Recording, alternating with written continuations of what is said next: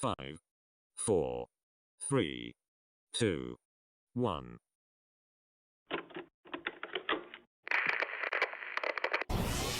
They ain't never seen nothing like this before. Lit the room when I came through the front door. Ask me if I stress overcome, what for? Train in the trees, please pardon my sycamore. Touch burning sands, cross lands, and stormy shore seasons in the year, yeah. Ain't no challenge for champions and chain no fear. Yeah, the champions, yeah. Good morning, everybody. What an amazing day it is to be alive, and we are howling at the sun here at Paleocrat Diaries, bright and early. Well, not really. It's 10 o'clock. It is 10 o'clock right now, Wednesday, October 28th. I'm Jeremiah Bannister, and we have an amazing show for you. Remember, no matter where you are watching this program, you can comment, whether it's YouTube, Facebook, Periscope, Twitch, DLive, doesn't matter. You can go ahead and comment, and I will see it, and we will engage. In fact, yesterday, we had a really great show. And in fact, it was so fun that we ended up going over. And I did even a reading from a book. And in fact, I liked that so much that I decided, you know what? Maybe I'll start doing that more. Maybe I'll even do one today. I might even read just from the Cautionary tales and use those as a good example for how we should look at the world. It's a great book. It's I shared yesterday at PaleocratDiaries.com. I actually shared 3 different posts yesterday, okay? And you got to go check them out. They're really good. I even included, of course, the Paleo Cheese 1.0, the review we did probably a decade ago, 10, 12 years ago, for the movie Laser Blast. But I put in the table of contents for the video yesterday, I put in the part where you can go straight to the reading from the book. We read Matilda yesterday from Hilary Belloc's book, Cautionary Tales. And I put a link in there about the endearing, the way that people have loved that book for a very long time.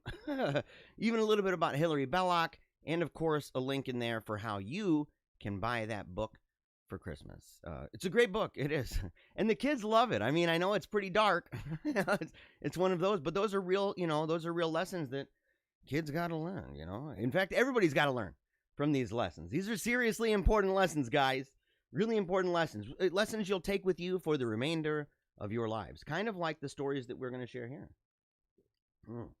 So make sure you got your coffee before we get started, because we're going to get right into it. Make sure you got your coffee. Whether you like it cold, whether you like it hot, doesn't matter. Raise it really high, because it's Wolfpack Wednesday. I might even play the Wolfpack song. We haven't played that in a while. I might reserve that just for Wolfpack Wednesday. And from now on, I think that's just what it's called. Because we here at Paleocrat Diaries, if you're one of those, you're dyed in the wool, right? You are tried and true, card-carrying, bona fide member of the Paleo Naughty, then you are, in fact, part of the Wolfpack. And America right now needs the Wolfpack desperately bad. And we're going to find out many reasons why, and we're going to find out things that we can do. So get that coffee real high. And let's do this whole thing, man, straight to the dome. All right, I want to thank everybody again who is tuned in right now, all across the internet. I'm really grateful for each and every one of you. Let's do this. Oh, hold on a second. News. There we go. First of all, again, just as a simple reminder, I have signed up for NaNoWriMo 2020, and I strongly encourage you to do the same. In fact, I got an email yesterday. It was a guy, I replied to a number of emails. I'm kind of bad at this, guys. I really am. I'm kind of bad at replying to some emails, and it takes me a minute. But when I do, trust me, it's worth it. Okay, so if you want to email me, make sure PaleocratDiaries@gmail.com. Really easy. But I was replying to some of them, and one of the guys, he found me actually on another show. He had seen me on Meaning of Catholic. It's a show I'm a contributor. Every once in a while, I'm a contributor. And so he ends up reading some of my stuff, and he read one story, and he was thinking, man, this guy needs to write, man. He needs to write fiction. He needs to write some, crazy story. This is an amazing fiction story. And then he got to the part where there was a picture, and he realized that it's not fiction, that it's true. And he got really emotional about it. And he messaged me, and he said, I wish that this wasn't true. It was a story about my daughter's life and death and lessons that I learned over the years from the sea, right? From the ocean and from waves in general and water and the depth and majesty of the ocean. And it's called To Live and Die Beneath the Waves. You can go and read that. You can also read my Rurate Mass Reflection.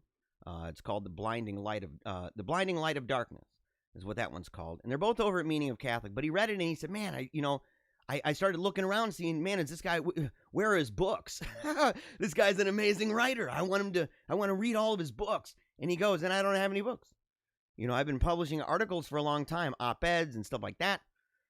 And, but no books. And so he was really let down by it. And I said, do not let your heart be troubled. I got you covered, brother.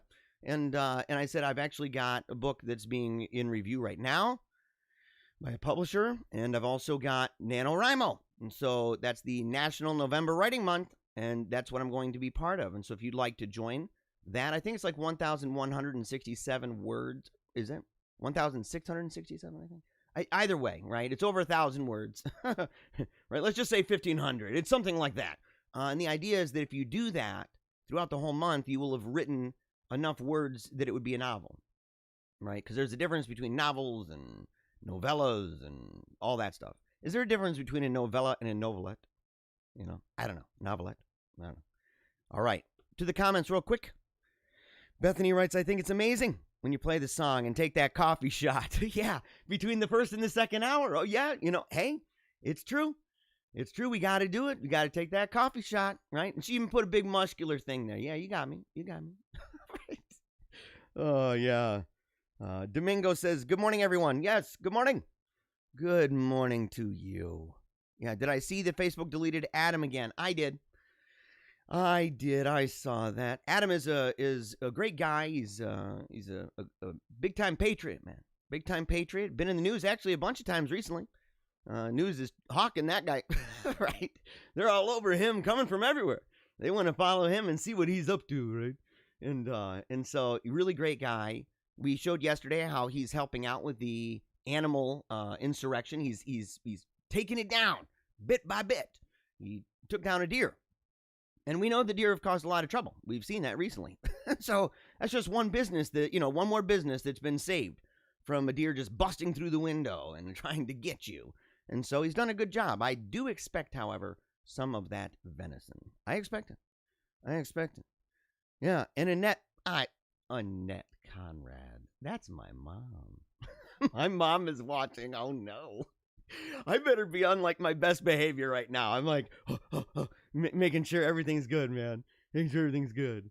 Oh my gosh. Yeah, she doesn't drink coffee. Okay, well, hey, you can raise whatever. We got a guy in India that raises a hamburger. He does. He says he raises a hamburger. He's like, he's like Wimpy from the movie Popeye, but the opposite because he's awesome. And he's raising it up high, and he's like, I am toasting to Paleocrat Diaries. Woo! Ow! He's doing the whole thing, man. His neighbors in India are like, what's going on with this guy? Oh my gosh. All right, everybody. We're going to get right to this amazing news. Well, it's not the amazing news, but this is kind of the viral news that you guys just got to know about. You know what I'm saying? You just simply got to know about it. These are really important stories. Most of them, This one looks really important. What's going on with this? Oh, this is, okay, yesterday. All right. Hold on. So yesterday we had an issue with some of our video. I'm really hoping that we don't have that today. If we do, I'm going to lose my mind. Right? I think that's one reason you guys tune in, though, is just to see me go nuts. I think it is. And, there's times, man, I'm afraid I'm going to lose my voice. I'm like, oh my gosh, I got to cool it off. And then, I end up seeing something about the murder hornets and stuff. And then I lose it. Oh, all right. Well, we're going to go ahead and check this out. Remember, if you've got any stories or memes or videos you'd like for me to share, send them to PaleocratDiaries@gmail.com. But what's this? I said yesterday, I like seeing some of this, I like seeing some of these wrestling matches, like the independent stuff. But this is like mega independent. Like, I don't know about it. Look at the guy in the background. He looks like he's a member of Slipknot that's doing the, doing the refereeing. We've got some weird stairs. Looks like it's made of wood. I can't imagine that being very safe, body slams and stuff. Let's go ahead and see what this is all about. Oh, there's no sound. All right, so yeah, dude's like really pumped up. Hey, what's going on? Oh my gosh, dude, no. No. Right in the beginning of the day. No, dude, that's worse than the murder hornets. That's worse than spiders, dude. Oh, did you see his legs? Oh my gosh, dude, what is wrong with you guys? Oh, okay, man.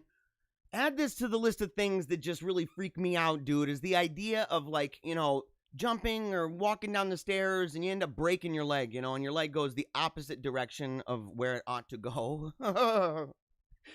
Oh, this needs music, though. And look at Mr. Slipknot in the background. He's just checking it out. He's like, oh, what's going on? Oh my gosh, dude, is that the end of it? Oh, look at his leg. No. One more time. Okay, we're starting off our day good. Boink. No. Oh my gosh, you guys. No.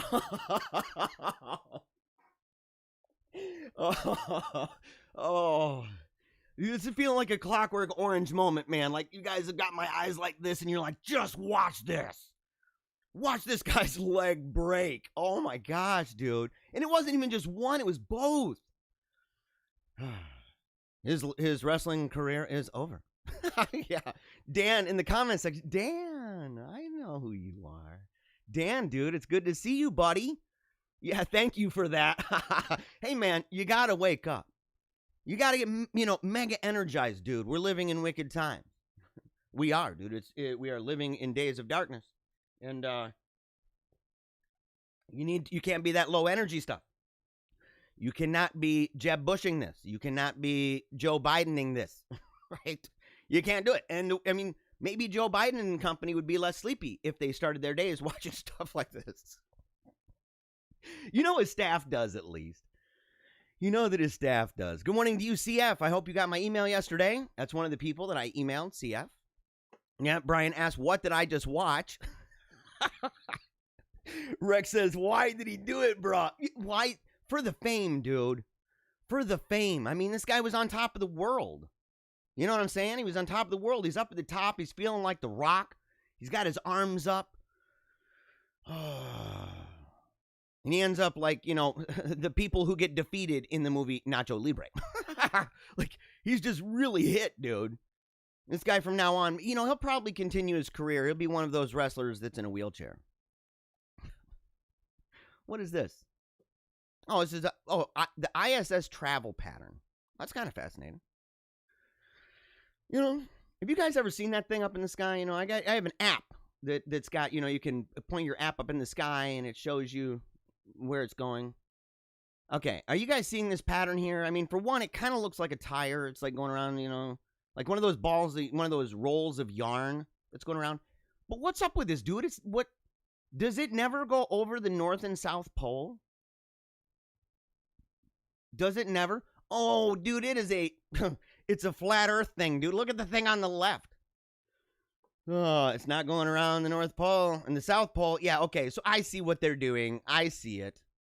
And they're like, it would make no sense. And it's like, well, it's a good question. Why don't they go over the North Pole or the South Pole? I mean, are they really missing a lot?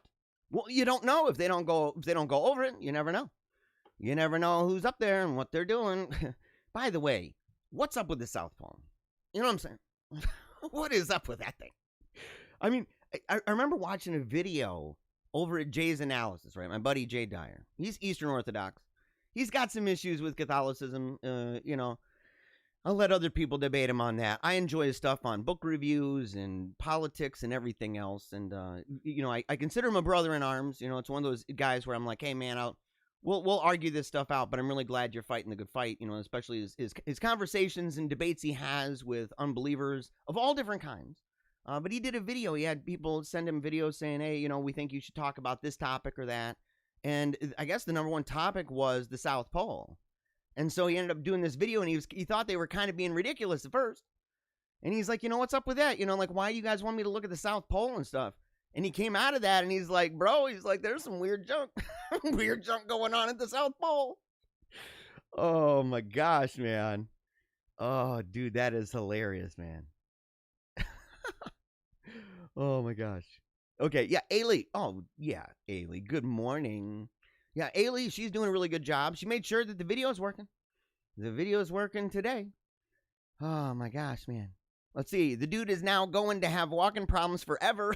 Yeah, the wrestler guy, dude. Yeah, he ain't going to be walking, dude. He might walk. You know, it'd be one of those guys, man, that kind of is like holding it in at, 1 o'clock in the morning after he's been drinking and stuff, and he's trying to get into a Denny's, and you can record him from behind, and he's waddling like a penguin, squeezing tight. I gotta get to the bathroom, and he only realizes, dude, they close at midnight because of quarantine. And you're like, well, there you go. Get the video off for TikTok. Rex says, your commentary is paleo priceless. It is, dude. It is paleo priceless. James asks, do you remember when The Undertaker slammed Mankind through Hell in a Cell? Yes. Yes. And dude, Mankind went through a lot, man. He went through a lot of stuff. It's actually a fascinating story, that guy. An Undertaker, man. He's one of my all-time favorite, dude. One of my all-time favorite. Yeah. TRN / Jay's content is good, but it's so difficult to watch his debates with Catholics. Yes, I agree. And it's like Trump, dude. I support Trump. I think Trump's got a lot of great things to say. There are things that I disagree with him on. In fact, I had a conversation with a listener yesterday about some of the things that, I'm more hardcore, right? I'm more hardcore than he is on a lot of this stuff, But when I watched him debate the first time with Biden, I was like, that's just not a good tactic to use. The tactic of interrupt a lot of times. Right? I get it. There is an argument to be made as to the logic behind why to do that, but I don't necessarily believe that is the wisest of all choices. And I think that Jay, even though I disagree with many of his arguments against Catholicism, I think that Eric Ybarra, for example, has done a great job. I think his criticisms sometimes of people, especially his criticisms of Eric, are just unfair. Man. All right, moving on. Okay, we did some of these jokes yesterday. I don't know about this, man. What do you guys think about these, man? These are the kids write jokes, man. And if Dan is still in the comments, I don't know if Dan's old enough to remember. I know his brother would. His brother's John. And I know John would remember the Joke Master. But I think Dan may have actually graduated with the Joke Master. We talked about him yesterday. This kid that just kind of made up jokes on the fly. Oh, man. Yeah, and the kid just makes up jokes, and he's like, pulling him out of his rear end 24/7. And he laughed at all of them. So, he never said, oh, man, that might not be a good one. He always knew. And that's actually good. I wonder in the future, I've kind of wondered, if I went back, is he actually doing that for a living? What does he do for a living? Is he telling jokes? He was confident about it. Maybe, unjustly, but he's a kid, so who cares? So, okay, let's see about these confident kids and what they have to say. All right. And remember these jokes. You guys can tell them to your friends. It'll be a big splash. All right. Why was 6 afraid of 7? Oh, we all know that, right? Because 789. What? It's like he remembers, right? Or she remembers.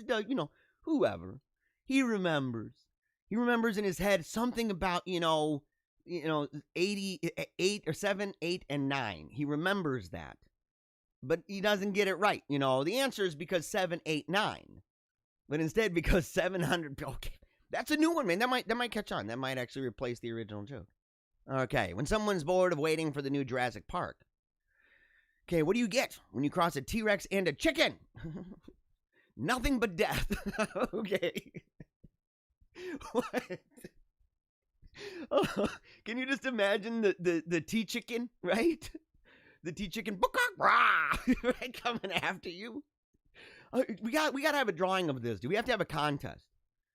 I actually put on the YouTube yesterday in the comments or in the description. I think that if the first person to get the answer correctly, that sends the answer to us at PaleocratDiaries@gmail.com. It's the only way that we can really weed it out, because otherwise someone can say, oh, I said it first over here on Facebook, or I said it over here on Twitter. If you give the answer to this question, it was the question of the day yesterday, okay? If you have the answer to the question, you can send that to PaleocratDiaries@gmail. You'll win a book.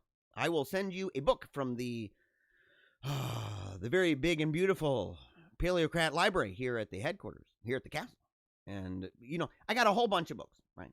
And it will be one, maybe one that I've written. And of course, I would write a personalized message thanking you for tuning into the show and being part of the Wolfpack. So I'd probably even have the kids sign it, stuff like that. All right. Oh, but the question, yeah, I better tell you what the question was. The question was, what do you get when you mix a mouse with Count Dracula? What do you get when you mix a mouse and Count Dracula? Okay. Again, PaleocratDiaries@gmail.com. Yeah, and send your own a picture. Have your kids draw a picture of a chicken and a T-Rex, like mix them. All right. And maybe the answer to the question, what do you get when you mix a mouse and Count Dracula? All right, this got dark. A man went to a bar. Yeah, give me a whiskey because I broke up with my wife. What? Oh, dude. Oh, my gosh, man. That is really, really... Who are these kids, man? Are these even kids, or is this like a psyop, guys? Is this a psyop? Let's see here. I'm going to keep the answer down below the line. What do you call a dinosaur with no eyes? Shut up. And that's the end, man. Is that all the jokes those kids got? Oh, we got to go to that page sometime, guys. We got to go to that page. And you know what? I'm going to go right now. I'm just going to follow them. You can follow me at Paleocrat. It's a whole bunch of fun. It's always a good time. In fact, well, no, it's not. I hardly ever post there. I hate Twitter. I do. I hate it, man. I hate it. Them buggers are always censoring, dude. Them buggers are constantly censoring. Ever since I mentioned, pizza fence. I don't want to say it. I don't want to say the word. YouTube's bots are going to be like, we got you now, buddy. We got you now. You're spreading the conspiracies. I'm like, oh, no. Pizza fence. Oink, oink. You know what I'm talking about. I mentioned the hashtag. I think it was like one time. And all of a sudden, man, numbers just boom, boom, boom, boom, boom, boom, boom, boom. Reach was just gone. Toast. Unbelievable, man. It happened on Facebook all over the place. All over the place. In the comments, do not, I repeat, do not tell those jokes to your friends. You will quite possibly lose them. And by the way, you cannot answer. If you answer in the comments, you're not going to qualify, man. You got to email it. I'm sorry to say that. I'm sorry to say that. But I followed Kids Write Jokes because I'm hoping that they've got, they posted one on, even 1 hour ago. Okay, so they're posting a lot of stuff. All right. Moving on. Boy who killed his fish by cuddling it has learned his lesson. What? Is there a way we can Oh, no. Oh, dude, no. Well, look, guys.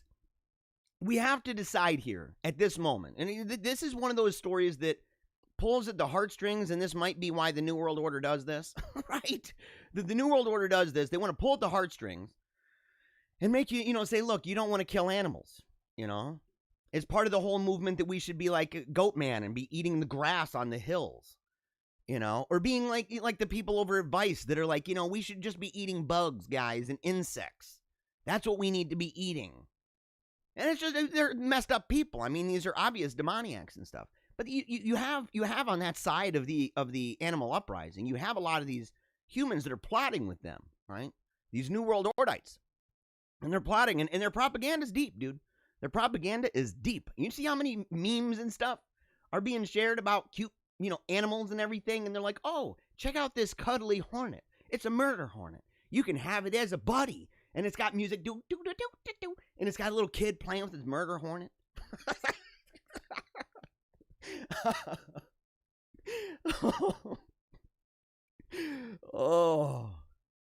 Oh my gosh. Yeah, boy who killed his fish by cuddling it. Man, dude, this is a tough one. By Tom Wood. Look at that guy's face. Look at that guy's face. Let's see. Look at this kid. Did he learn his lesson? Do you think he did? I mean, his mom is like, you can tell his mom, you can tell by the face, the dad is like, smile for the camera, sweetheart, we need to be brave. And she's like, I don't know if I trust these Ordites. And he's like, I got you guys played, man. He's like, I killed one of the enemies. A 5-year-old boy who loved his goldfish so much that he took it for a cuddle in bed with him has learned his lesson after accidentally killing his beloved pet. Dude, that is a sad story, man. Oh, dude. I don't know if I can talk about this one, guys. This is hard, you know, and I'm on it, man. I am on the front lines of this. Young Everett Hamlin of Bonaire, Georgia, in the U.S. was absolutely devastated last year when he killed his goldfish Nemo. I named it Nemo, you know. I get that. It's cute, too. I mean, it's endearing, man. There's probably all of these memories. The kid, every time he sees it, he's like, little Nemo, I love you. And he doesn't realize that, you know, Little Nemo is actually a terrible Nintendo game and stuff. He thinks, oh, it's just that, you know, it's just the movie that's, you know, pretty cool. By taking him out of the tank for a hug in bed. Dude. Oh, this is hard, guys. We have to be brave, man. We have to be brave when dealing with this stuff. His mom, Tamlin. And I like, well, they say mom. His mom, Tamlin. That's a nice name, too. Later discovered her son lying in bed with the now deceased fish. Naturally, he was beside himself with that. Dude, they have a picture. Oh, and look at that fish, dude. It's toast. Look at that bugger. Oh, and it's against his lips. Oh, that. Oh, no. I mean, dude, look, I'm all down for, you know, cuddling with enemies, you know, enemy fish and stuff. I'm down with that. You know, I mean, dolphins are typically on our side. That's a good example. But, you know, if you see them huffing the puffers, you know, they may be ones that, well, they might not be ones you want to cuddle with. You know, I don't know. But I can imagine the situation. You know, and I've been attached to fish before, you know, where I love them little buggers and always watching every day, seeing the weird things that they do over and over and over. You know, I love how they scamper for the food. You know, they get all excited and they get up by the top of the water. But Home Slice here, man, is literally, I mean, maybe he was getting ready to practice mouth to mouth to get that thing back. I mean, he may have had it planned. He's like, we're working on it together. Maybe this guy was on our side of things, and he's like trying to prepare the fish for the possibility that the animals involved with the uprising are going to try to kick him out of the water. They're going to try to banish him. And he's like, look, we're training little bits at a time. This is actually, you know, month number 2. We've been doing little bits, and he couldn't make it. However, the youngster has since learned his lesson and has managed to keep the new goldfish that he has bought alive for more than a year. Wow, man. He's also been nurturing some caterpillars. I think caterpillars are on our side, guys. I don't know. I don't think caterpillars are on the enemy side of things. In the great animal uprising of 2020. Dude, people tuning in for the first time are probably like, what the heck is this dude talking about? Oh, man. People who come back, they're like, oh, dude, we're like way deep, guys. We've been doing animal uprising stuff for weeks. We're on the ball. Ugh. Man, he's also, nurturing some caterpillars. Oh, until they recently emerged as butterflies. Oh. It's fair to say he's not going to make the mistakes of the past again. This person is kind of naive. Yeah, human nature, man. This kid, he might not make the same exact mistake, but believe me, there's going to be a lot of mistakes this little dude makes over his lifetime. It's just the way it goes. That's why we need Jesus, for real. That's a serious statement, by the way. He really enjoyed it. We still have his other goldfish we got after the whole incident. They are thriving and doing well, and he doesn't try to sleep with them. That's good. That's good. I'm glad. And look, dude, this little kid, he's happy, man. Look at his little face. He's got that one smile, you know. The smile that, you know, when kind of doing this thing. Every kid, I think, does that for a minute. They got to find their smile, kind of like babies got to find their voice. Little Wolfgang's finding his voice. Pretty pumped about my son, Little Wolfgang. He's starting to do the, ooh, ah, you know, all the monkey sounds. UK engineer sets record with speedy wheelie bin. Oh, really? Oh, he thinks he's made the record? Yeah, we'll see. People don't realize this. I have a hobby where I do this for fun. I do this all the time. Let's see. Oh, no. Is this thing going to play? Or do we better not be having issues in there? Okay. Oh, there we go. There we go. Yeah.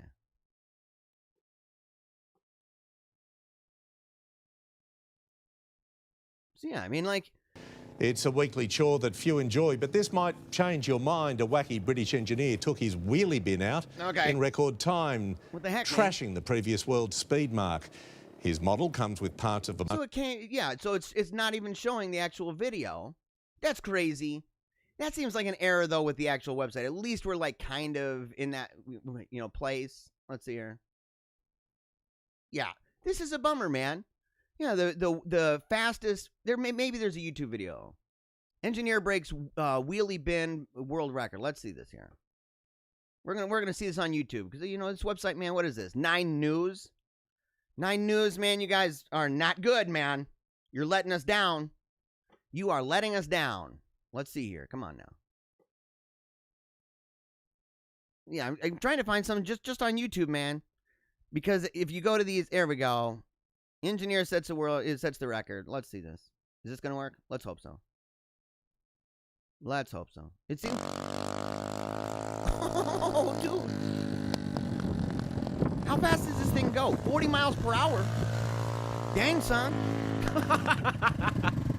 Would you guys ride that thing? You know what I mean? Would you ride that thing around? Taking it to work or whatever? And look at him. Oh, dude. Who's this guy? I don't know what this is all about.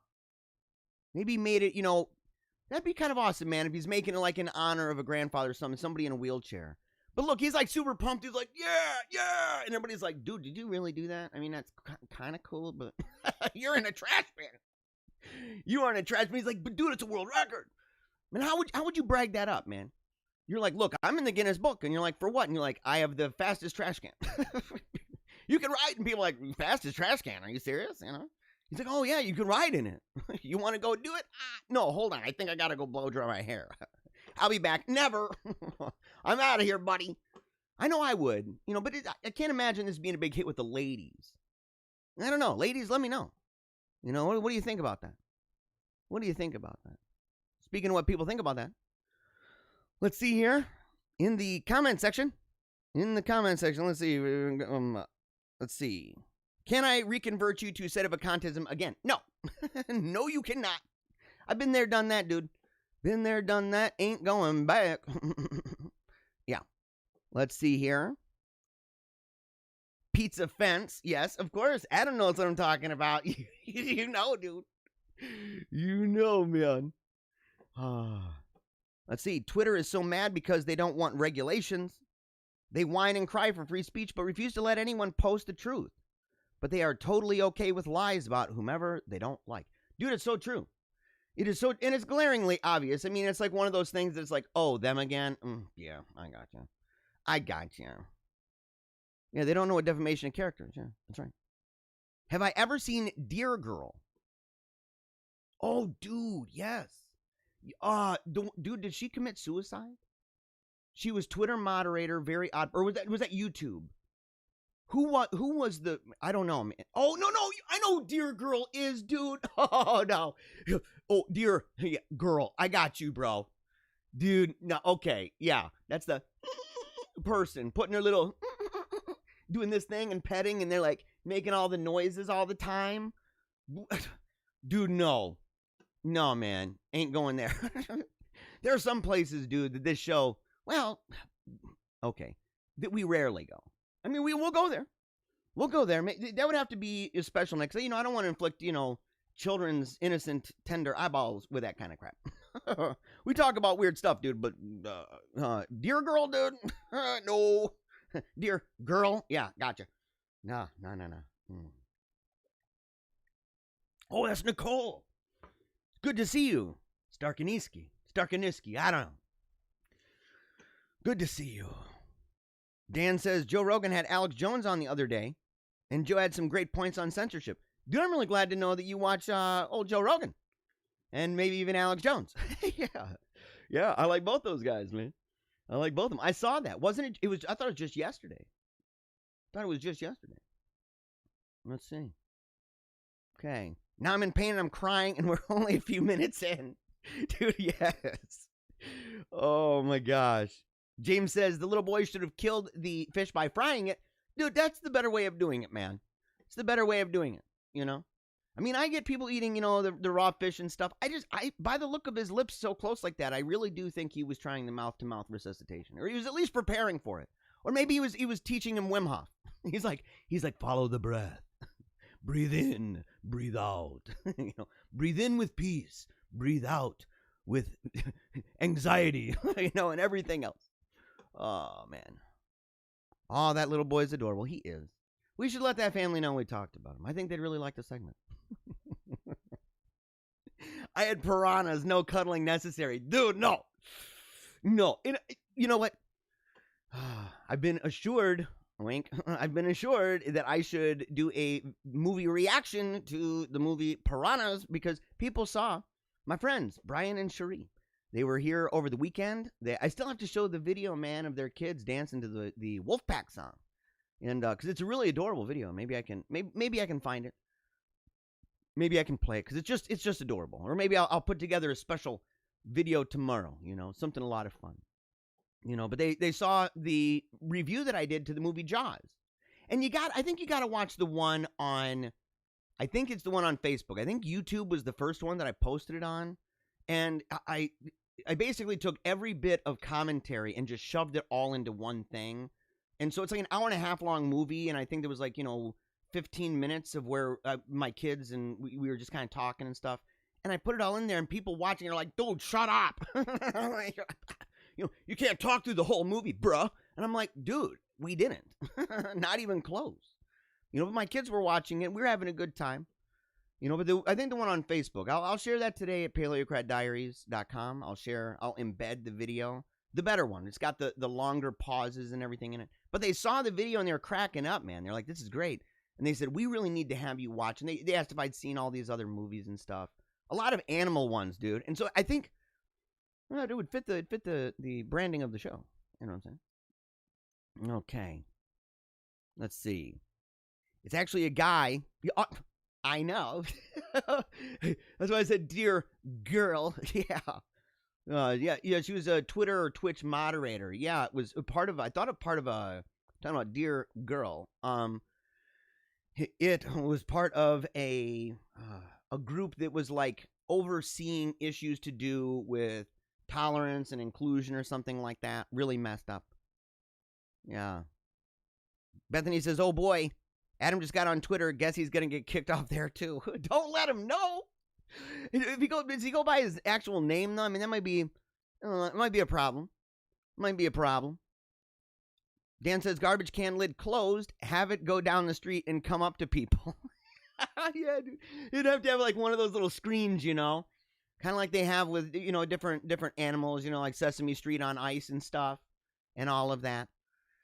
Everybody's thinking that, why is Big Bird wearing that big clock, like rappers from the 90s and stuff, like Fava Flav.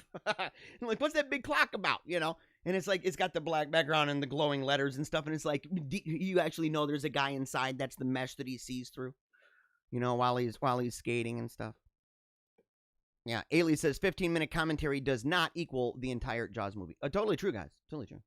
Little boy creates a Pee-wee's Playhouse Halloween special. Dude, guys, this is actually kind of dope, isn't it? Isn't this kind of cool? Like, let's, I don't know. I can see this going one of many different directions, right? Well, I can tell you one direction it will not go. It's not going to go to the movie house that the real Pee-wee went to. That's for sure. Oh, man. Not for many years, dude. And pray for that little guy. You can't take it too seriously. It's like, it's one thing to pretend to be Pee-wee. It's another thing to, get into that method acting thing where they're like, just embrace Pee-wee, be Pee-wee. It's like, no, dude, no. Yeah. There are some things you don't want to do. Just pretend, man. Just pretend. For 5 seasons, Pee-wee's Playhouse delivered wild and wacky fun to kids and adults on Saturday mornings. Dude, did you guys used to watch that? I'm old enough, man. I used to watch that. Dude, I loved it, man. Word of the day. Dude, all that stuff, man. Everybody screaming and Cherry and the robot. Dude, it was just awesome. Like, I wanted one of those robots very badly. I told my parents to, look it up online. And they're like, online? What do you mean? I was ahead of the curve, guys. I was really ahead of the curve. I was getting smoke signals from Al Gore. Al Gore is like, I'm working on the internet, Paleo. And I'm like, I'm almost there. I'll be there. Just give me a couple years. It had Cher, Little Richard, and even Grace Jones' musical performance. The secret word here is iconic. Yeah. But sadly, We never got an accompanying Pee-wee's Playhouse Halloween special. Is that true? Did they never have a Halloween special? Dude, that's weirding me out, man. I'm sorry for the pause. Like, I wish almost that I had that real-time zoom effect. You know, I'm like, just zooming on my face. Oh, my gosh, dude. That's weirding me out, man. That is weirding me out. Until now. Thanks to Boing Boing. Boing Boing. We've been reintroduced to Roosevelt, the young boy from Texas who recreated Pee-wee's Big Adventure shot for shot with his family during quarantine. How do you do that? How do you recreate it shot for shot during quarantine? There were situations, dude, where Pee-wee had to be inside of buildings. And if you're inside of buildings like a bike store and you're talking to people and maybe you're not doing some social distancing, you know? He was in a pool. He was in a pool with another person. Real close action scene. Right? I don't believe it, man. I'd have to see it with my own eyes. I mean, they got a link. Maybe I'll look it up. Look it up later. I'd be surprised, shot for shot. He and his family have now created the Pee-wee's Playhouse Halloween special that never was. Dude, I still, man, that's weirding me out because that's like the perfect show, isn't it, for Halloween? It just is. It seems like that would be exactly what. That's of all the shows. You're like, oh, this show didn't have one. Mine just blown, dude. And the real Pee-wee Herman even makes a voice cameo. Dude, that's pretty dope. You can watch the Roosevelt's Playhouse Halloween special in its entirety down below. We're not going to watch it in its entirety. Let's see if we can play a minute of it. Let's see. That's pretty loud. Sorry about that.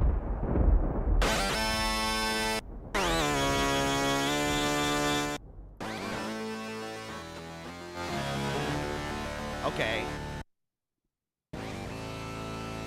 Dude. Look at that effect, too.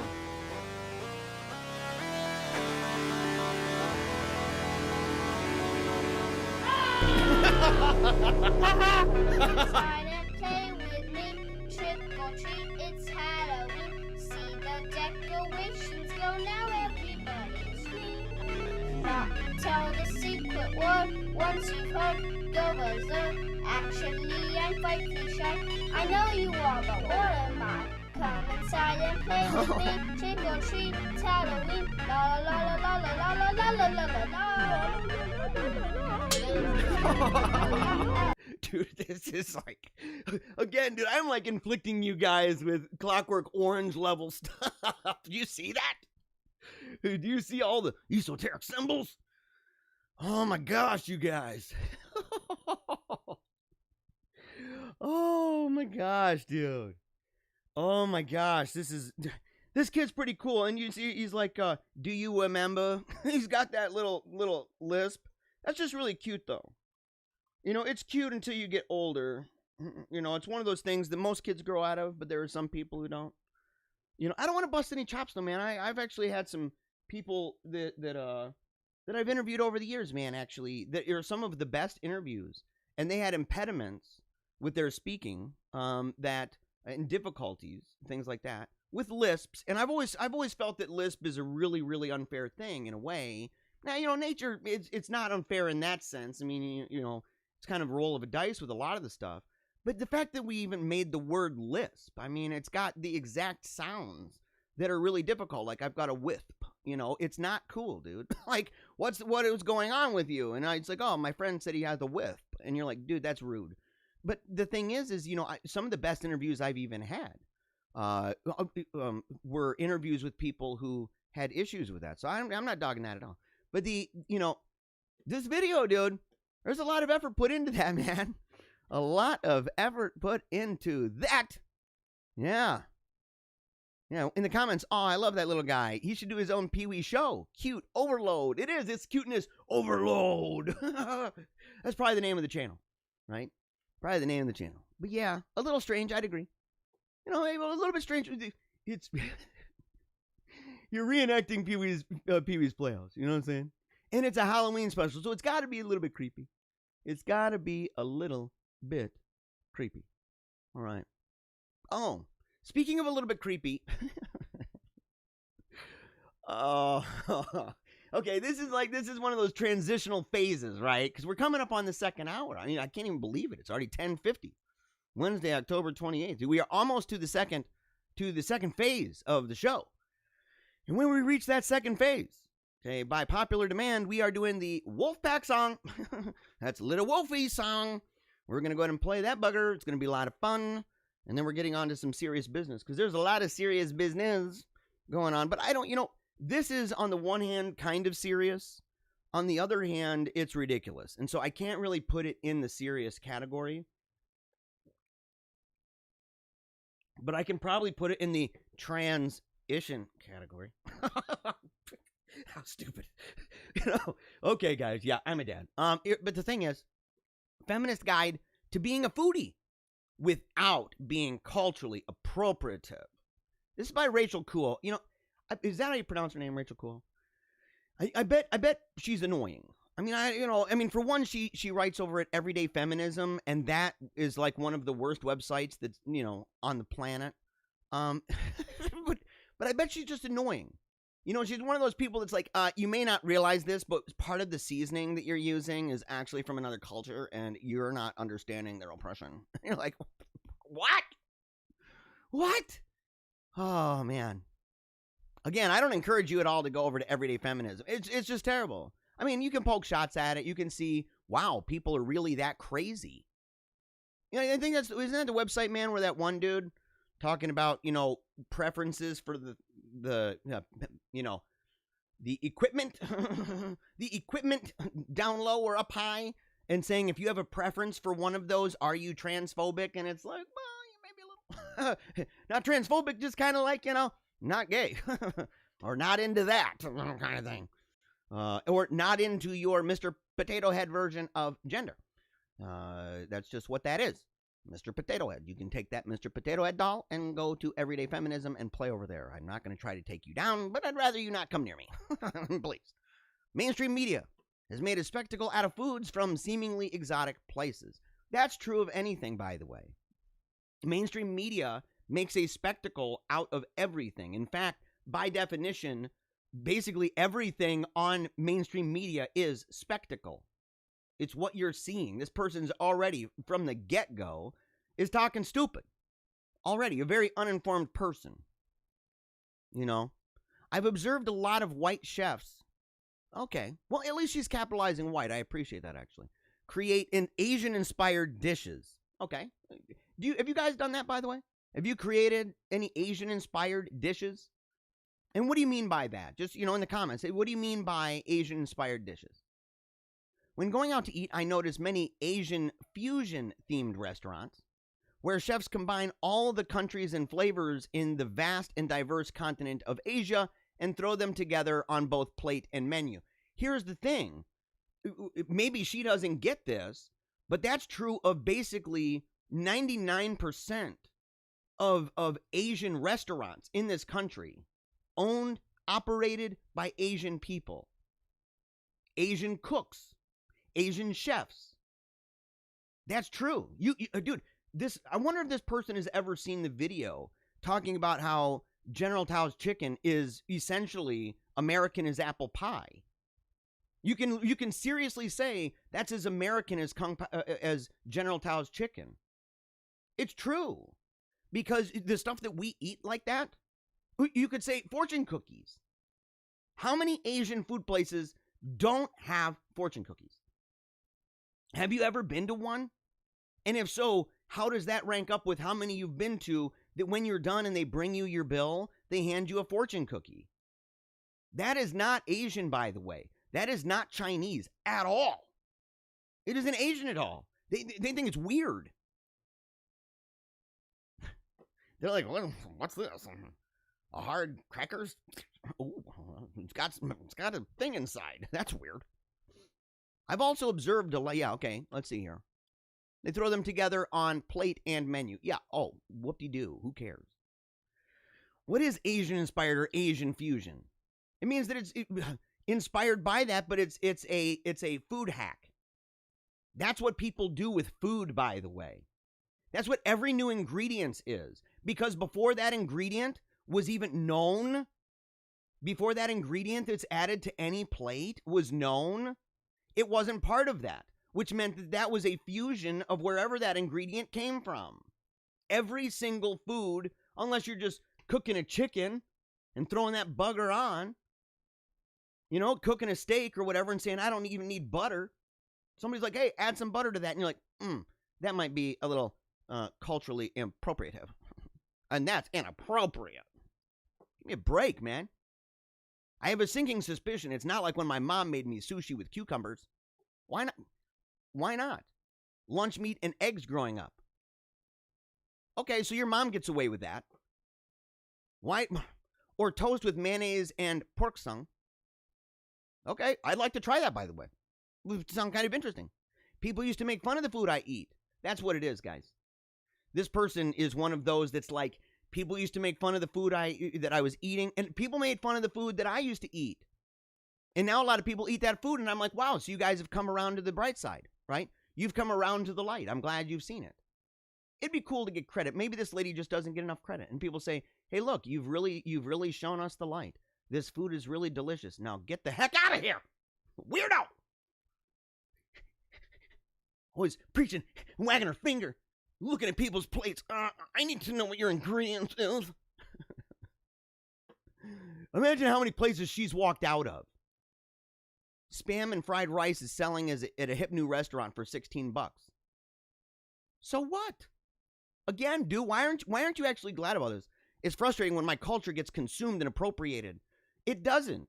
Your food does. We're not pooping out your culture. I don't mean to be crude about that, but we literally are not pooping out your culture. We're you know, that's the way food works, man. I'm sorry, lady or girl or, you know, I don't know your pronouns.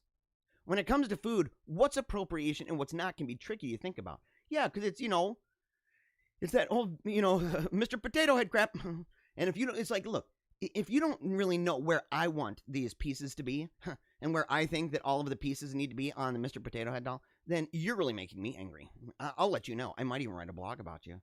Cultural appropriation is when members of a dominant culture adopt parts of another culture from people that they've also systematically oppressed. Okay.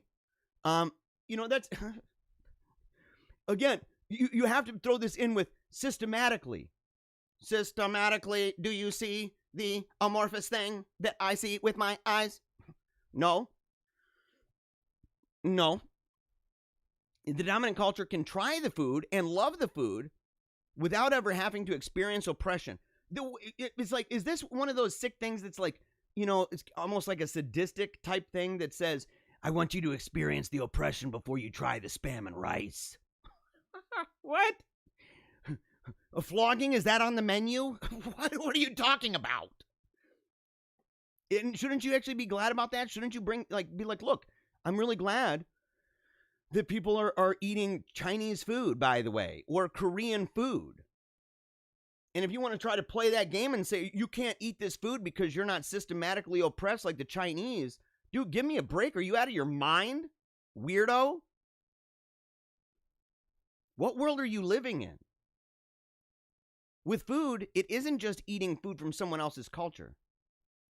It might not be appropriation if you're white and you love eating dumplings and hand-pulled noodles. Well, thank God for that. Woo! I was getting worried that I'd have to ask your permission for every single stinking thing that I would want to eat at an Asian restaurant. But apparently dumplings and pulled noodles, that's good. Enjoying food from another culture is perfectly fine. Oh, okay, that sounds weird. But food is appropriated when people from the dominant culture, in the case of the U.S., white folks. I knew it was coming. Oh, but if you're a white person, if you are an American white person, and you start to fetishize or commercialize it, dude, number one, it's commercialized almost anywhere it goes. This person just doesn't like the idea that there are commercials. And I get it. We criticize commercials here.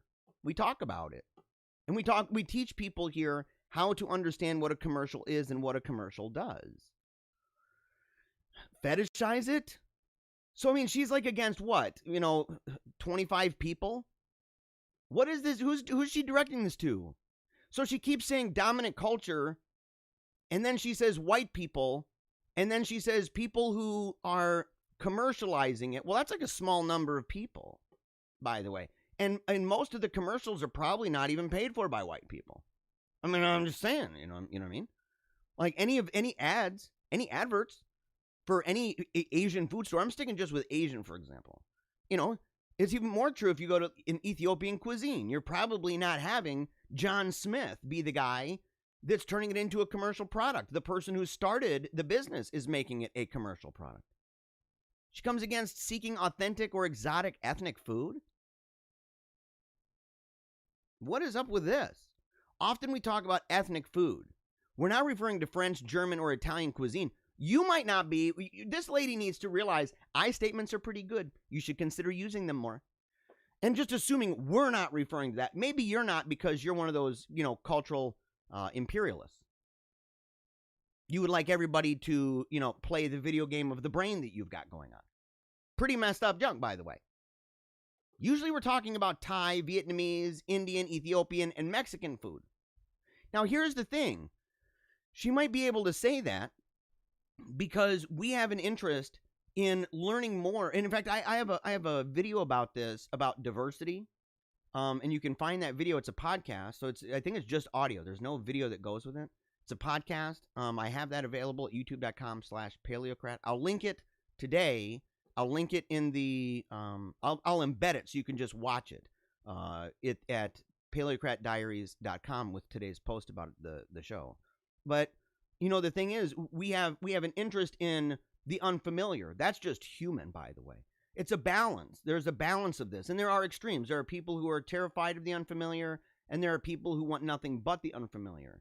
But the vast majority on the bell curve have a balance of both. Okay? A lot of people will try new things. They want to experience something outside of them. It's why people want to travel, by the way. They want to travel so that they can be better informed. There's actually a good argument to traveling and being informed, and even for qualifying for things like political office. I mean, I'm serious about it. I'm not even lying. If you're somebody who's just lived in one city your entire life, it might be fine for you to, just run for office on a local level, aspire to being a mayor. But once you get to a level where you're representing people who come from all over, it's actually a good thing that you've traveled and that you've seen different parts of the world, because a lot of times you're going to see things. In fact, every time you're going to see things that give you a different perspective and help you to realize that you may have a not very well-rounded worldview. You may have a very, folksy thing, and that's not bad. But it's also, there's an argument to be made. But saying that Japan is reduced to ramen and sushi, no, it's not.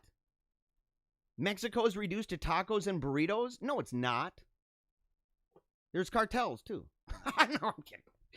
You know what I mean, the idea. Sombreros. But for a fact that this is just ridiculous. The idea that when we think of Mexico, that all we do is think about tacos and burritos.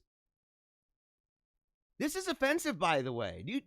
India's reduced to curry. That's it? Oh, my gosh. Entire regions become deduced to menu options. Because it's kind of like naming viruses, man. Naming different sicknesses. It's just the region that it comes from or that it is inspired by. It's giving credit where credit is due. And it's like, no, you can't just give credit and say, this person inspired me. You need to replicate it. And if you can't even replicate the experience of the cook over in another country, then maybe you shouldn't cook or eat it at all. What a weirdo, dude. What a weirdo, dude. Yeah. What do you guys think about this, by the way? What do you think about that? Let me know. What's your favorite food? Do you love Korean food? Do you love Chinese food? Are you one of those that really appreciates the difference between Japanese and Chinese food? What's the most obscure food? What's the most obscure food that you've eaten? I love Ethiopian food, by the way. I love it with the naan bread, right?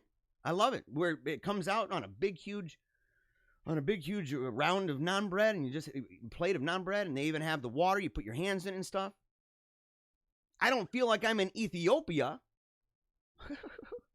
I'm not like Dude, I visited Ethiopia tonight, bro. I mean, that's like John Candy in Planes, Trains, and Automobiles, right? And it's a joke, by the way. All right, man, we're making our way around the world drinking those little bottles of alcohol from different places. What a joke, man. What a joke. All right, guys. We are now coming in to the second hour of the show. We're really grateful for all of you. Every single Monday through Friday, 10 to noon Eastern Time. You can watch us right here. You may be watching on YouTube or Facebook or Twitter or Twitch, or Periscope. I'm sorry. It's a little bit different, right? It's a thing. And so on Periscope, make sure if you're watching there, make sure to subscribe. And, of course, you can see us even on DLive. We're all over the place. We're really grateful for all of you who comment. I've got the master pool, right? The master list. So it comes in. I'm the wizard behind the curtain, and I can see all the comments from all the different platforms. It comes into one big thing, and we try to engage with those as often as we can. For example, on YouTube, we have someone who said, good morning, Michael. Good morning to you. Definitely appreciate it. Definitely appreciate it. We have CF says, pretty high production, talking about Pee-wee. The little kid doing the Pee-wee's Playhouse for an 8-year-old. I bet his parents helped him with it, but he's really good. Not gonna lie, he's really good, man. Really, really good. Brian says Mediterranean food is amazing. Now, are you guys all, by the way, where on YouTube are you? Okay, because there's a couple different places on YouTube people can watch the show. I encourage everybody, go to Paleocrat on YouTube, Paleocrat. Go there. That really helps me. It doesn't matter for the network. It really doesn't matter where it goes, but it does matter for me because the more views that we get at my personal channel, we'll be able to monetize that bad boy, okay? And you'll be able to do super chats, and I'll be really excited about that. That would be helpful because we do the show in order to offset the costs that we've incurred due to the sacrifice that we've made willingly and lovingly to send our children to Sacred Heart Academy in Grand Rapids, Michigan. It's an amazing school.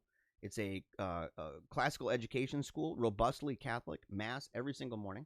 They get a homily every morning, so they hear the word, partake in the sacrament, and that's how they start their day. And it's a powerful school, forming leaders of today and tomorrow. In fact, saints. And so we're really proud of that. And I do this all the time, every day, and spend a lot of time because I want to help to offset. We cover costs, but I want to offset that, right? Because this is a lot, and I'm investing a lot, right? I got a guy recently that said, why are you trying to get the public to pay for your kids to go to private school? And I'm like, dude, you think I'm trying to tax people? It's all, number one, it's all voluntary. Number two, it comes with a lot of stuff. I'm making gobs and gobs and gobs of videos. You guys are being informed of very important things. News, election news, cultural news, religious news, scientific news, keeping you on the front lines of everything, including, especially, the animal uprising of 2020. And so there's a lot that goes into this, and I hope that I've earned not only your trust, but your interest in participating and being part of our families' lives, because that's really what you're doing. If you go and you become a member, it's $5 a month, and in a small way, you can realize through the years and keep following my kids. I mean it, right? Follow our story, hear how they make progress, hear how we as a family make progress in what we do, and realize you are a part of that. Even just being here and talking, you are a part of that. In the comments, I'm subscribed to Paleocrat. Thank you very much, by the way. All right, we are going to, let me see if I can and just get this song, actually, on a different, let me copy that bad boy. We're going to go to the main. No, we're going to go in here. Oh, I've already got it. Okay, good. I should have gone to that when we talked about the second hour. Okay, look, guys, we got to do it. Get your coffee if you got coffee. If you got tea, it doesn't matter what you've got. You got to raise it high to the sky. We are going to be howling at the sun today, letting the world know that we're alive, letting the world know that we refuse to ever give up, and we refuse to stop smiling, right? We will not do that. We will keep on smiling no matter what, because we live in evil times.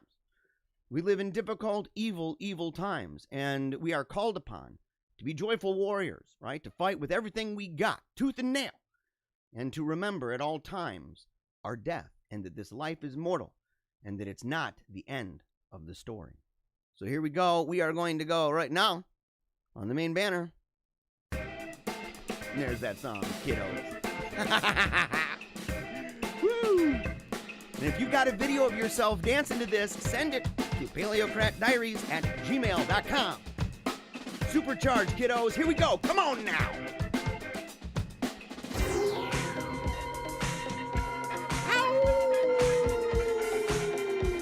Howl at the sun. Come on.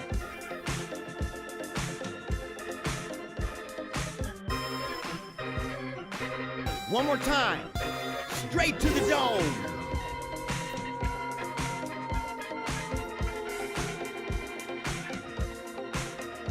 Yeah.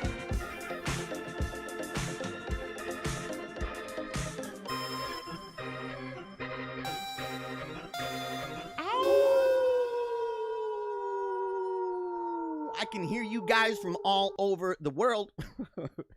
TRN says, raising up my black tea infused with ginger and cardamom. Dude, I would like to have some of that. I would like to have some of that.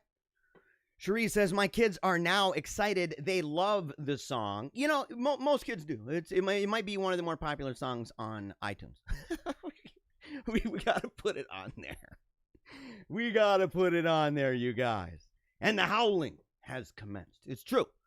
It is true. It has commenced. And we are going to commence now with the serious news. There's a whole bunch of it, guys, by the way. There's a whole bunch of it. But we're going to start here. President Trump's campaign website was just hacked. This is yesterday. Okay. Trump 2020. It was updated yesterday. And people might get confused at that. It says 2015 Eastern time. That's military time. Okay. So we're talking 8:15. 8 p.m. Okay. 8:15 p.m. I use military time. I was actually explaining this to my daughter. She was asking yesterday. She's like, why do you use that? You know, I've used it ever since my time in the Navy. But Trump 2020 campaign comms director Tim Marta has issued a statement. Quote, earlier this evening, the Trump campaign website was defaced, and we are working with law enforcement authorities to investigate the source of the attack. There was no exposure to sensitive data because none of it is actually stored on the site. The website has been restored. In other words, this is a joke. The hackers took over the site at around 7:20 or 19:20 Eastern time and replaced the landing page with the following threat. This site was seized. What does it say here? Let's see if we can make it even bigger. Oh no, I can't make it bigger. Okay. This world has had enough of the fake news spreaded daily by President Donald J. Trump. Yeah, because, that's the fake news. Oh, yeah. Oh, my gosh, dude. It's time to allow the world to know the truth. What, you think that like, the left has been censored? Weirdos? It's time the world knows. Multiple devices were compromised that gave full access to Trump and relatives. No. Most internal and secret conversations. This doesn't sound like it's, the grammar's not doing too good. Most internal and secret conversations, strictly classified information, is exposed.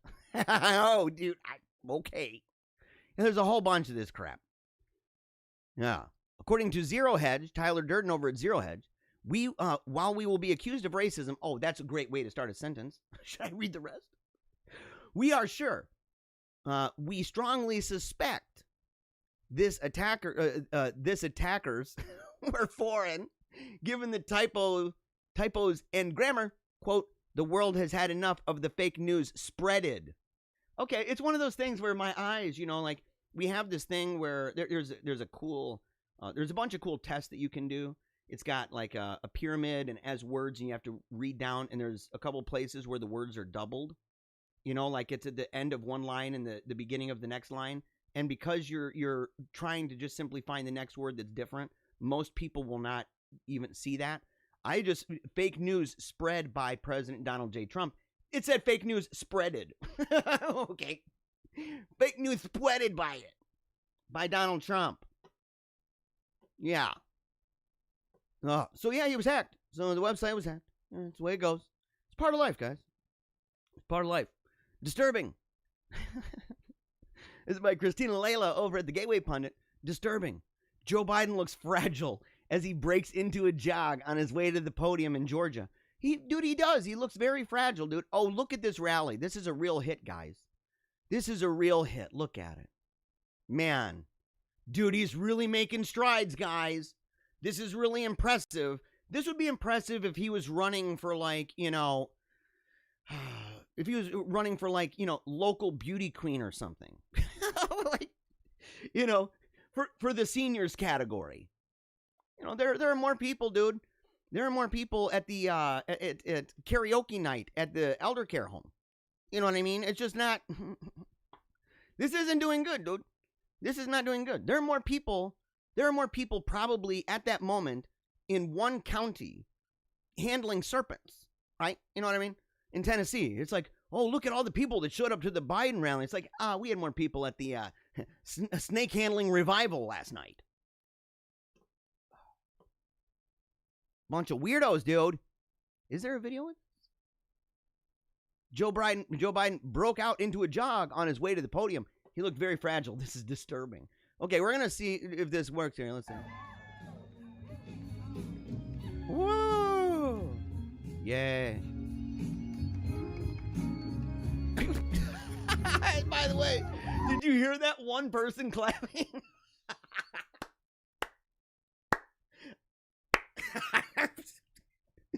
Oh my gosh, dude. These just make themselves, guys. Oh my gosh, this is so bad. Yeah. Woohoo! And dude, look at the journalists, man. They're all, this is all packed like they're like, people didn't come, guys. We even put down the little circles.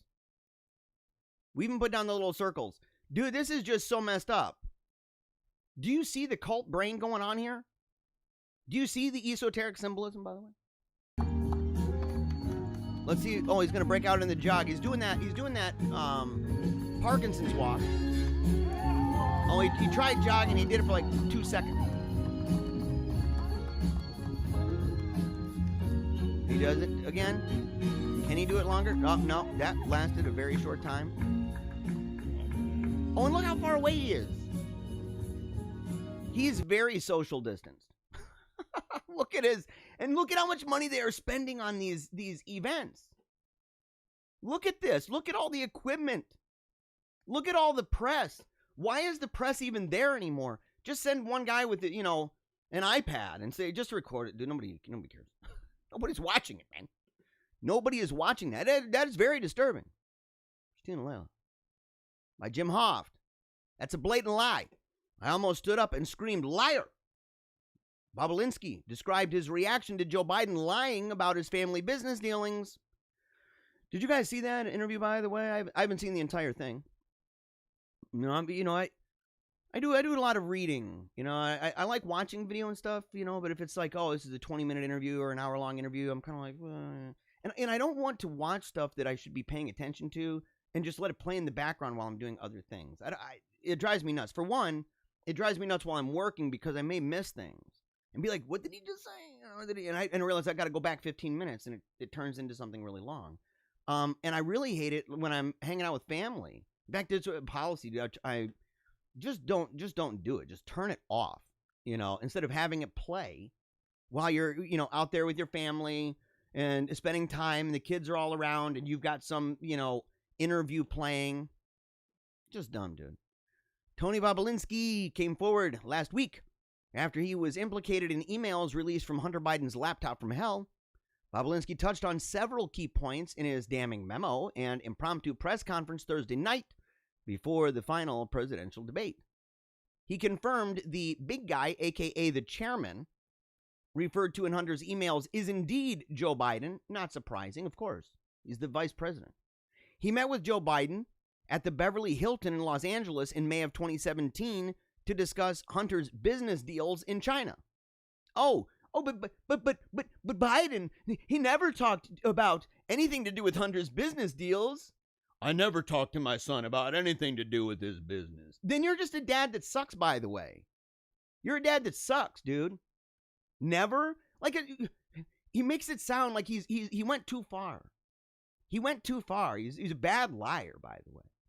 He's a bad liar. If he didn't have the cover of the mainstream media and the whole theater of politics, the pageantry of it all, he'd be so hosed.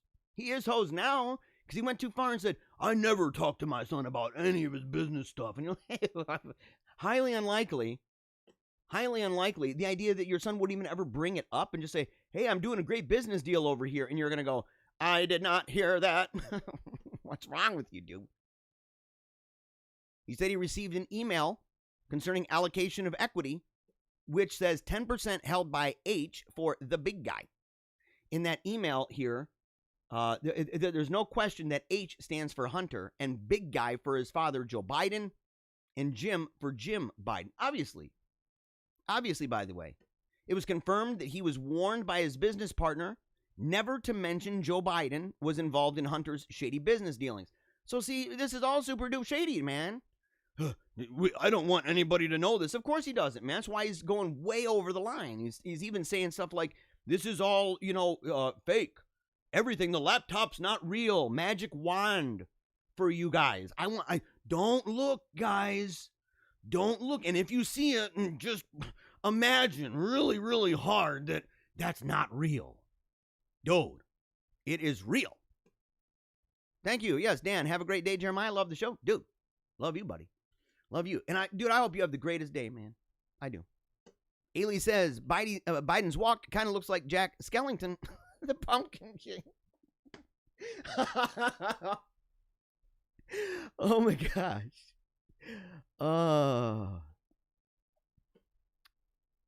Yeah, okay. In the comments, my oldest just asked if I was listening to Space Church. What is that? What is Space Church? Oh, man. Yeah, we might not be Space Church, but dude, we are out of sight. Out of this galaxy. That's how good we are. Okay, yeah, they were afraid of, let's see here. They didn't want anything to do. Oh, yeah. That was it. It was either a mosquito or it was one of those, sex machine daddy long leg things. We're going to talk about them buggers tomorrow. I got that on the wire. Warning me, these are on the way. I may have actually just killed one of them buggers right now. It was coming right in my face, guys. It was like coming right in my face, and it's kind of like, when you wink and stuff, I've also got that, I'm like, I'm grabbing you and taking you down, brother. Taking you down. You're not making babies. You only live for 1 year, and now you're gone. Okay. I didn't want any emails, man. Only face-to-face. That's when you know, dude. Oh, it's wicked bad, dude. Yeah. Joe Biden was intimately involved in Hunter Biden's overseas grift and influence peddling scheme. He confirmed that Biden's went behind his back and got paid millions by the Chinese inside deals outside of their contract. Obviously, by the way. Obviously. So, look, this is the thing, man. We're dealing with lots and lots and lots of scandal, man. Lots of scandal. I remember people being like, one good thing about the Obama administration is there was no scandal. And I'm like, dude, what are you smoking? What are you stinking smoking, man? Dude, there was a bunch of scandals. There was a bunch, but the mainstream media, dude, they worship this guy because they're the apologetic wing of the Democratic Party. It's all it is. And that's why I don't even like talking about it. I don't like citing them. I wouldn't cite.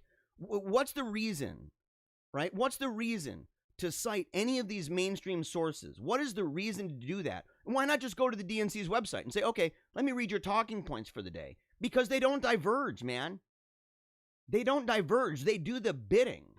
They're on the leash, dude, willingly, joyfully. They're like those weird perverts walking around with a collar around the neck. That's what they are. Willingly, gleefully perverted, gleefully lying, deceiving.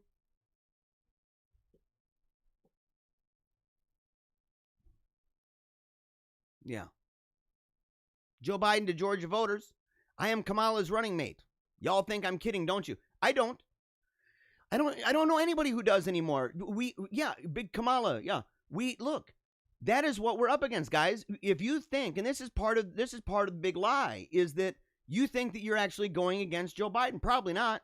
Dude's going to have to boot, scoot, and boogie his way out. Maybe because of all the things in the brain. He got totally fogged out recently, man. He was answering questions about Amy Coney Barrett. Lost where he was going. Sounded like a complete buffoon. And his handlers really quickly came in and swooped him out of there. People see this, dude.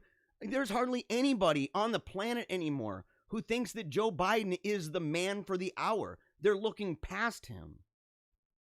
He's nothing but a figurehead. He's nothing but a name on a brand. He's a Trojan horse. Yeah, Layla's right, man. Christina Layla's right. He's a Trojan horse. It's unbelievable.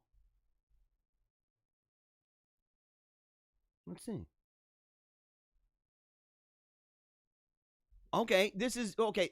There might be bad words in this, but well, I don't even know. We're not even going to do this one. But this is an audio, by the way, of Hunter Biden talking about all of the shadiness going on and the people missing, by the way, the rich people that he's involved with, the spy chief in China, the money that's involved, his family and how it's involved. We've got audio, guys.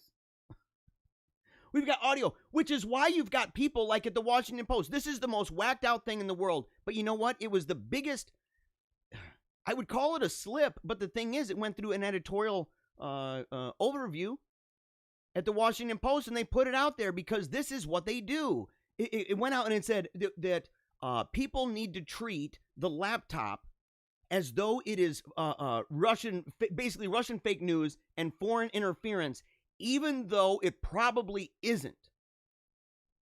Even though it probably isn't. We need to treat it that way. And these people want to talk about fake news.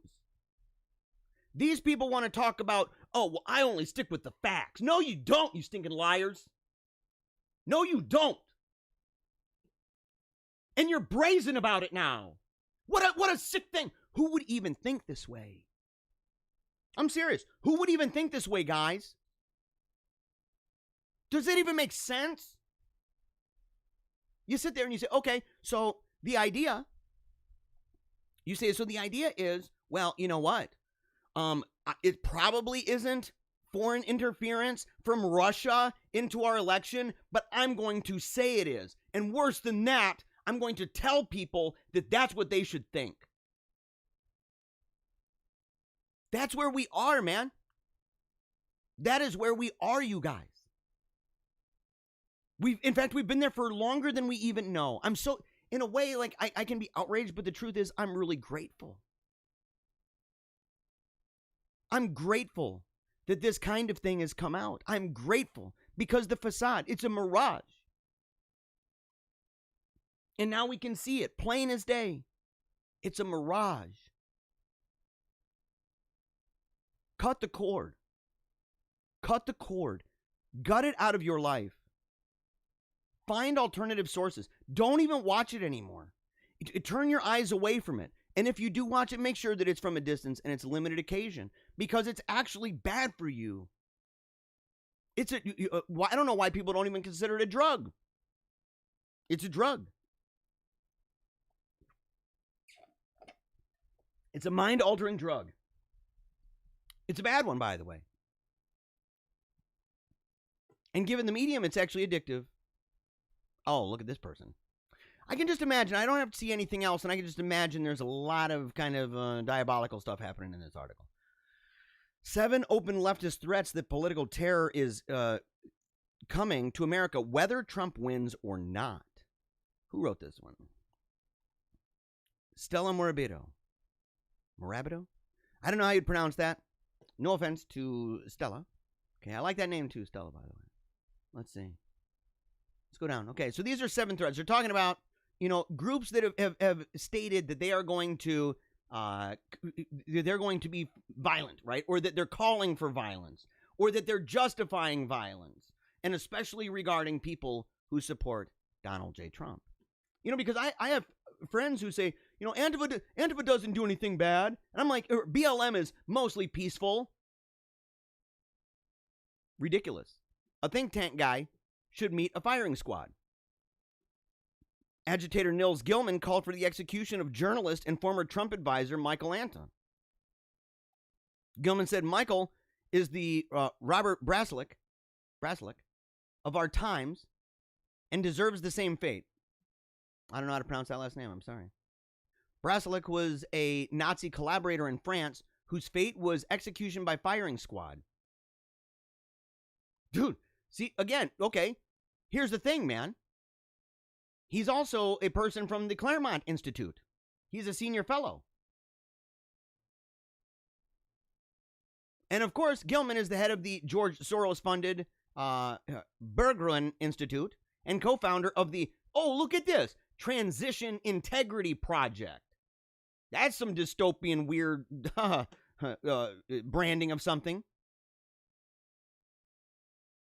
And it's because Gilman's project in the American mind titled The Coming Coup. Oh, doesn't that kind of sound like coup talk? The person who's sitting there saying maybe this person should be shot like a firing squad? Yeah, kind of sounds like it. Shoot this CEO, number 2. Shoot this CEO for not being woke enough.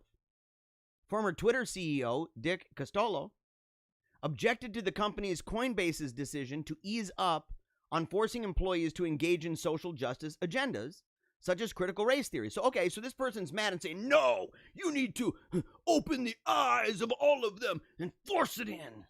You need to jab it in the eyeballs. It's the only way that they're going to get woke. That's what this guy's saying. Costolo, who has 1.5 million Twitter followers, added that he would happily provide video commentary of the executions. Oh, that's neat.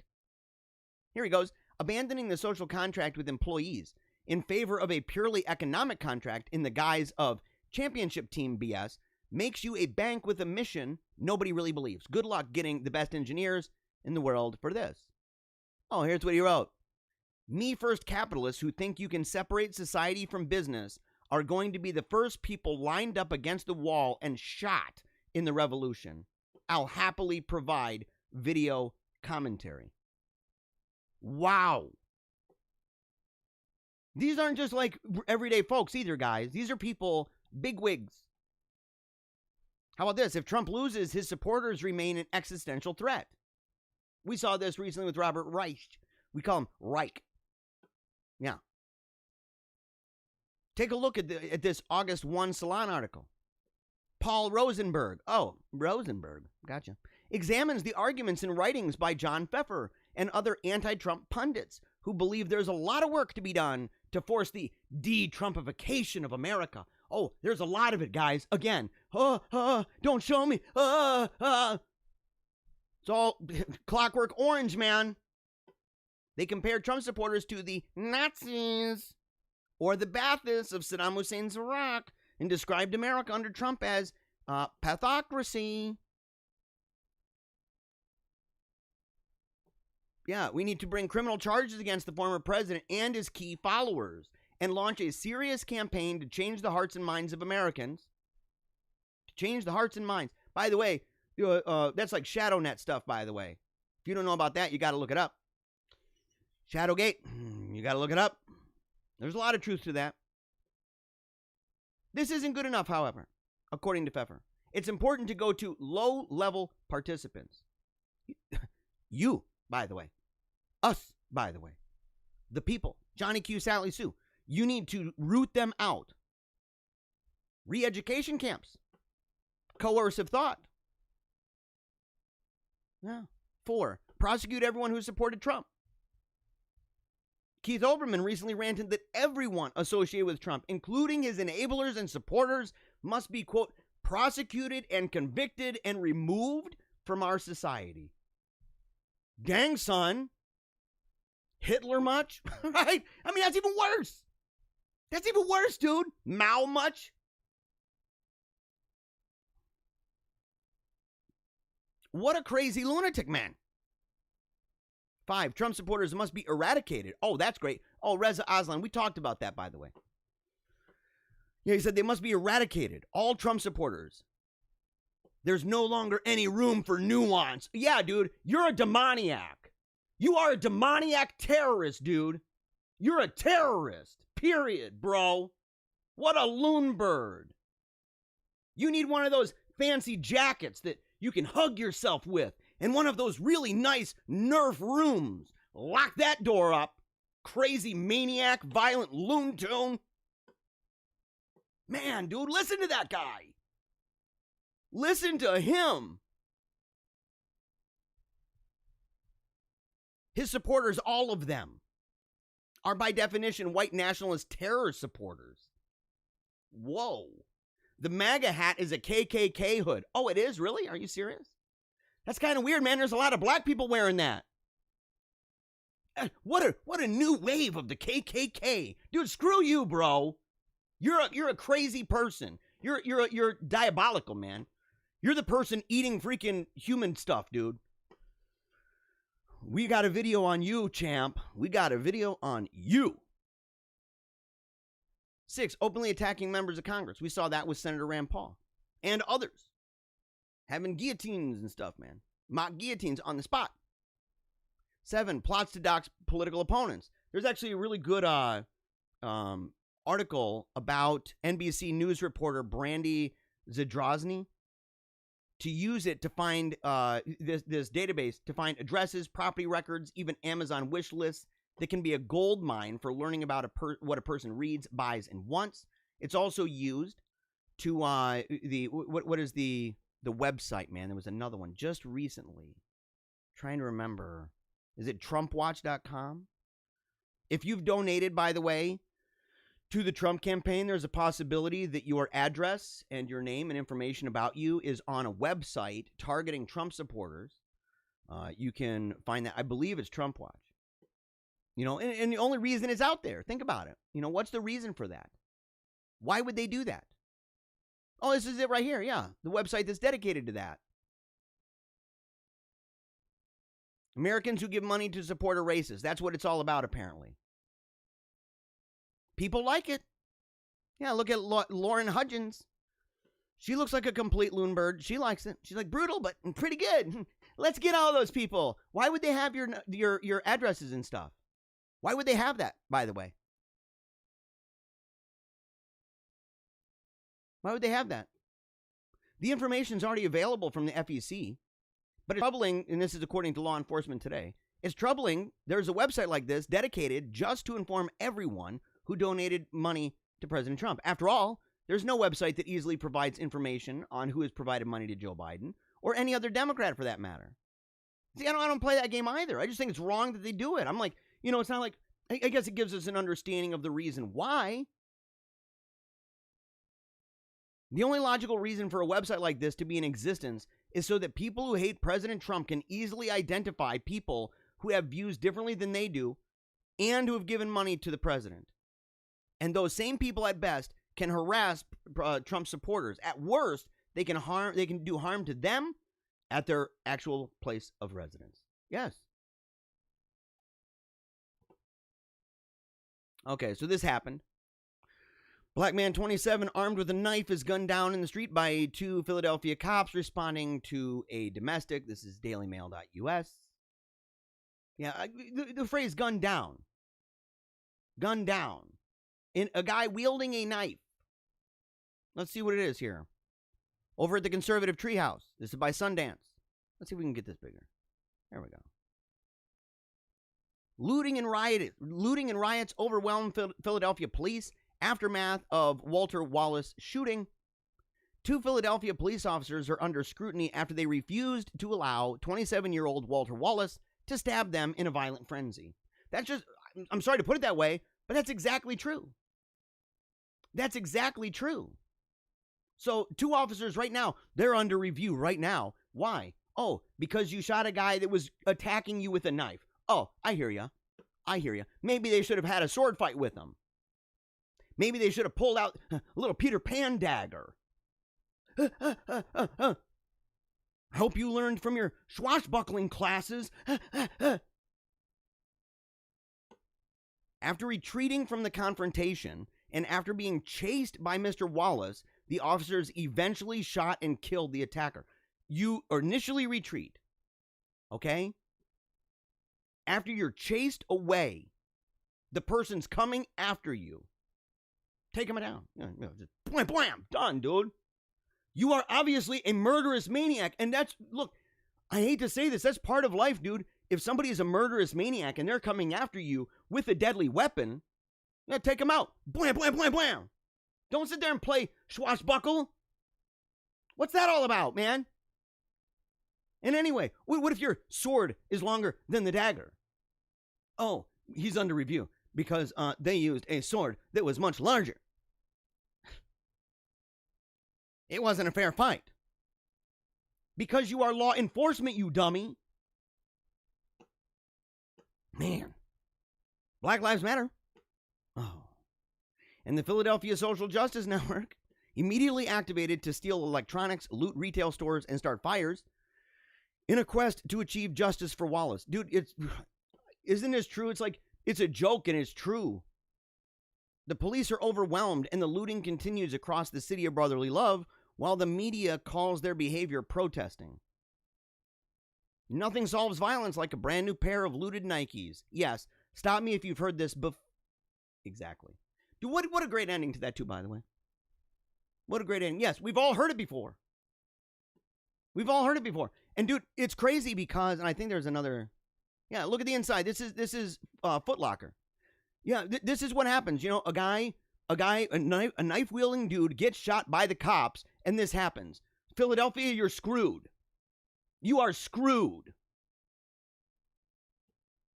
This is a hostage situation.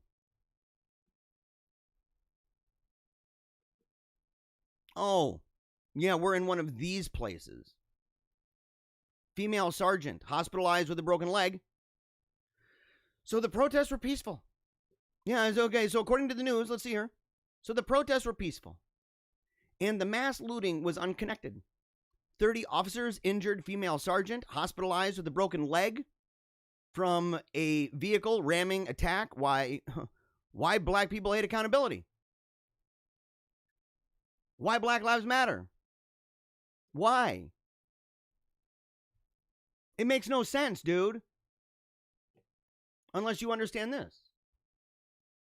And I'm not even going to criticize African Americans on this or black people in general. You know, man, mosquitoes. Oh, how are they even around here, man? How are they even in here? I'm not going to criticize them on that. In fact, it's to prove a couple different points. According to Pew Research, blacks are more likely than any other group to see their race or ethnicity as central to their identity. Now, that can be a problem, by the way. That can be a problem from extremely important, 52%. As central. As not just a factor, but central. Central is, I'm black. You add 22, very important. So if you have a core, and at the very center of that, a person says, the main center, the heart of everything I am is I am black. That's the way they identify. Right? I identify as a Christian. I identify as a Roman Catholic. And in that, if you were to stretch it out, kind of like tree rings, you would have different things about me. Family man, husband. And yes, running throughout all of those, you can say, yeah, I am a white person. But that when people talk to me, I don't go, yeah, everything I'm, the center, the very core of my identity is I am white. Although, in fairness, I look and say, do you see the other problem here on this chart? 74% of black people, that it's central. It's not just something. It's literally central. And that centrality is the heartbeat of the rest. 74% is pretty close to that. 52% add the 22 that it's very important. Hispanics, 59. Asian, 56. White, 15. I sit there and say there's actually an issue. There's actually an issue with this. Where 5 say it's extremely important. So 5 say 5%. Think about that. That should say something, by the way, about racism. 10% say it's very important. I wonder if you went further down, like where it's, somewhat important, but you look at it and you say, is there racial awareness among white people? Do they even have much racial awareness? Should they?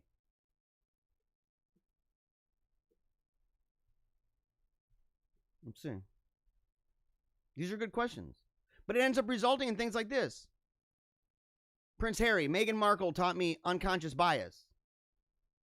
Dude, look how sad that is, by the way. Look how sad that is. Because, look, it's one of those, original sin moments. She taught me all about it. And you're like, oh, so can you redeem yourself? No, it's just a lifelong mission now. Everything that I do and everything that I think is funneled through the goggles. And everything is telling me how bad I am. It's like, what's that movie, man, where the Roddy Piper, man, puts the glasses on. What's that movie called? And they're looking around and it says, obey. Right? It's saying, you better put those glasses on. In fact, it's worse than that. They want to do the whole Clockwork Orange thing. They want to shove it in the eyeball so that it's all that you see. And worse than that, they want to shove it into your heart. You better feel this for the rest of your life. That's what they want. That's what they want. They want you to be, essentially, you are a castrated person. You've lost your energy. You've lost anything to do with pride. Anything at all. In fact, you cannot have pride. You cannot have pride. You cannot see that at all within the spectrum of your identity. And if and when you do, it can never, ever be allowed to be a positive thing about you. You were just born, maybe at the wrong time, buddy. Maybe at the wrong time. Maybe the world would be better without you. It's definitely better without your kids. Which is why they say, oh, we should just abort them out of existence. We should contracept them out of existence. We should LGBTQIA forever and everything else them out of existence. And stop doing it. It doesn't matter. It doesn't matter that testosterone levels are going down and sperm count levels are going down dramatically. Doesn't matter. In fact, it might be good because of global warming. You better not have those kids. Because of systemic racism, you better not have those children. Don't make kids. Don't replicate yourself. Weed yourself out. Enjoy this time. Enjoy this time of lashing yourself with a discipline. Enjoy this time of torturing your heart. Genuflecting day in day out. I'm so sorry. I'm so sorry. I'm so sorry. Lash, lash, lash. I'm sorry that I was born. I will not inflict anything else on anybody else for the remainder of my life, and I will be a servant. No. Done with that, brother. Done with that. Rise up, because we're in a wicked world. Look at this. CJ is 13 years old and thinks that gender's over. Who cares, by the way, what CJ thinks? I don't even know. Who's CJ? Who even cares? Oh, a 13-year-old thought that? Oh, that's kind of weird, man. That's kind of weird. Do we even care? Get this kid out of here, man. Go to the loony bin over there with Raza. Also, I kind of want to go through this one, but I kind of don't. You know? I kind of don't want to go through that. You know, we'll do this tomorrow because this is a teacher who is talking to kids and talking to them about, or a student who wrote that, I guess that Trump is a hero. And the teacher kept the kid after class, kept him after, and is just berating, having a political debate, arguing with the person. And not even arguing. It's not a debate. It is you're just wrong. Trump is a raging racist. Trump is a terrible guy. Trump is somebody who's, putting kids in cages. Blah, blah, blah, blah.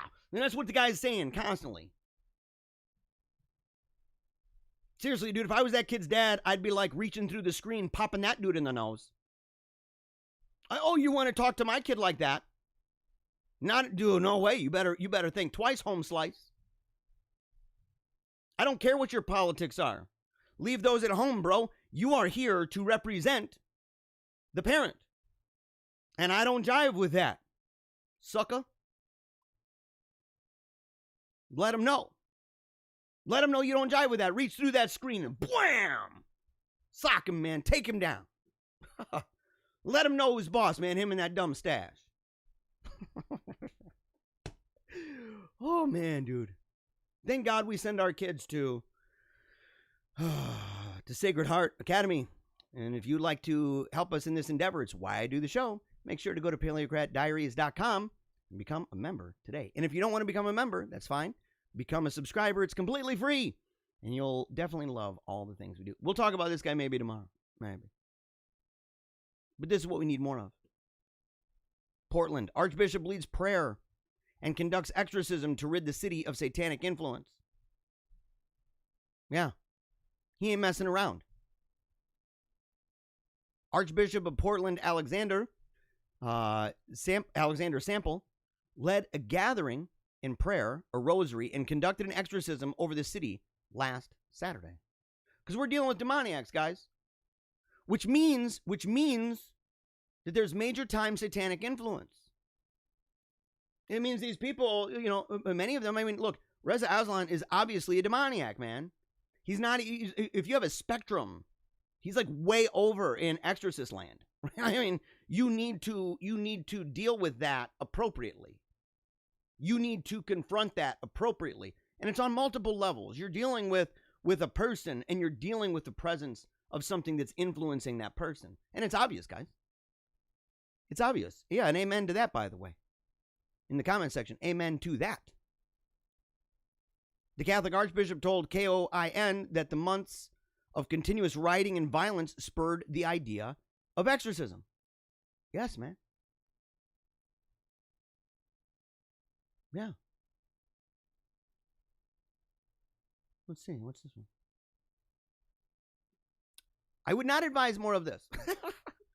A Florida man stole a bulldozer, knocked down a fence, and stole Biden signs, police said. Let's just beat him at the ballot box, guys. Let's not even worry about that. Yeah, apparently this dude... Oh my gosh, man. Yeah, he went down the road. Yeah, he tore down a city speed limit sign. They arrested him. He told the authorities he was drunk. Yeah, look, there's a lot going wrong with that. You don't want that. You want stuff like this. And this is the crazy thing again. Look at this, man. By the way, articles talking about the Proud Boys, like the teacher. He brought up the Proud Boys and how they're this terrible organization. Watch. Proud Boys leader Enrique Tarrio, Bevelyn Beatty, and Edme Chavance clean up trashy protest signs from the White House fence. Leftists are mad. And so what do? There were all these anti-Trump signs that were plastered on the fence. Protesters tried to stop them. And they did it anyway. Let's see here.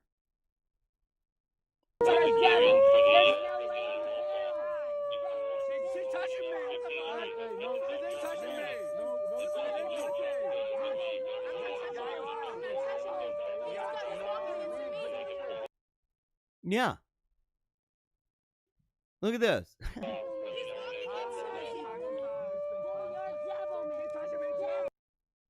So what's up with this, man? Who's taking down what? By the looks of it, man, it's the black people taking it down.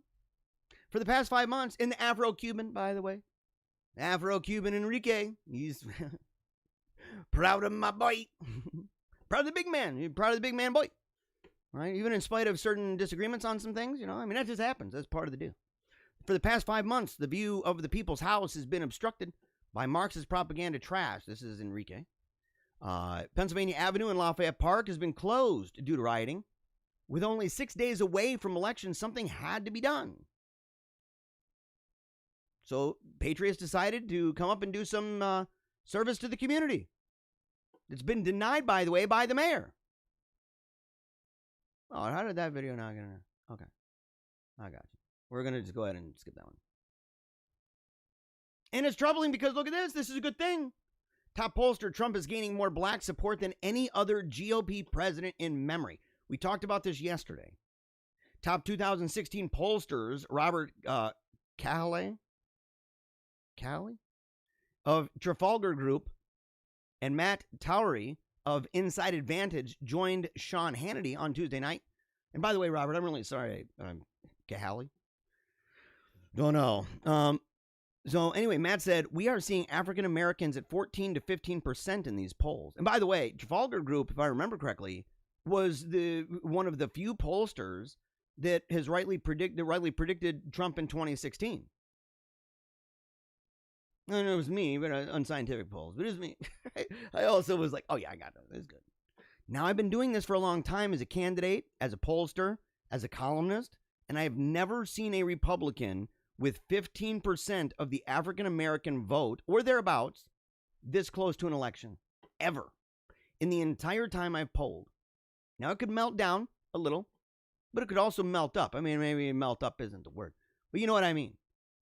He's doing good. He's doing good. We'll talk about that tomorrow.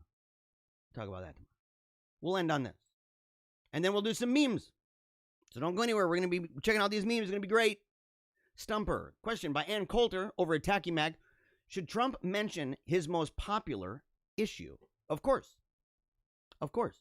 In 2015, Donald Trump decided that he was going to run for president on popular ideas. This was a stunning, historic breakthrough in American politics, isn't it? Because they always run on stupid junk, man. He made his announcement in a speech talking about Mexican rapists, pledging to deport illegal aliens and build a wall. And the rest is history. Now, this was written before the debate. And she said, I'm thinking he should try this again. He needs to do it. He needs to do it. And remember that famous escalator speech. Remember, what did he talk about? Bombing ISIS. Right? If we recall, that famous escalator speech provided any number of possible themes. Bomb ISIS, take their oil, protect our veterans, bring our jobs home, repeal Common Core, repeal Obamacare, protect the Second Amendment, make China pay concealed carry. But that's not what the crowds chanted. They certainly weren't chanting, reform Social Security, reform Social Security. You never hear that. Or protect Ukraine's national sovereignty. It doesn't work. They never did. It never inspired a million t-shirts, chalk etchings, replicas, and hashtags. But what did? Build the freaking wall. I'm glad certain parts of it have been done. I'm glad. And I think he needs to refocus on this. And not just build the wall, but the things that are associated with the reasons why we must. Because that's vast. You can talk about that all day long. James says Trump is very popular with black males. That's about the percentage too, right? I mean, that's exactly how that plays out. And I understand this, man. In fact, it's crazy, you know, the idea of aspiring to big things, being larger than life, right? In fact, in a lot of black churches, you know, they call their pastor a bishop, you know, and their wife is a first lady. They use royal language, right? They aspire. They like things that shine, that bling, big sounds, big cars, jewelry, nice clothes. A lot of people want that, but there's a certain pizzazz, man. There's a certain kind of personality that you see commonly bubbling up. And people can criticize things and say, well, you know, gangster rap exploits this and that. True. Let's not even argue that point. But say, if you remove that from it, that life, right? That existence as a tycoon, as someone who's independently wealthy, going about on a boat on the ocean, drinking bubbly, you know, drinking the bubbly that probably costs more than my house, right? Not really, but you know what I mean. And they see in Trump, they're like, dude, his airplane, the room in there is made with gold. His seat buckles made with gold. Larger than life. Trump, bam, on the buildings. There's an aspiration there that says, I want to aspire to something big. And Trump is Trump. He is the Trump card. And you're seeing just a lot of people, man. And so you're seeing a lot of these guys. A lot of these black guys, man, they get it, man. They're like, and they like the idea that he just says what he wants to say. And that he ain't playing around, man. He's just he's keeping it real. That he's sitting there saying, man, screw you guys. You want to come at me? You're playing with Donkey Kong, man. Straight up, just every day. Taking it like a champ every single day. Counterpunching left and right. And believing that what he is presenting, who he is, that it's good not just for one group, but for tons of people. And that it's not just, you know, black music, for example, for the analogy, but it's music that everybody can appreciate and enjoy. Because the truth is, not only is that more self-affirming, but, you know, talking about money, man, you're going to be making way more loot. You're going to be making way more loot, way more independent, way more historical in that sense. And dude, that is something that people, especially men, what they want. Yeah, they call women their queen. It's regal language. That's in the comments. Yeah. They use the phrase queen. There's a sense of royalty. And that's, you know what, man? That's a good thing. That's a good thing. It's, and it can go bad. I mean, people can say, well, you're still a child of God. If you're living this crazy life and stuff, and you're being all amoral and everything else, you're still a child of God in the sense that you're created, okay? You're created to glorify Him.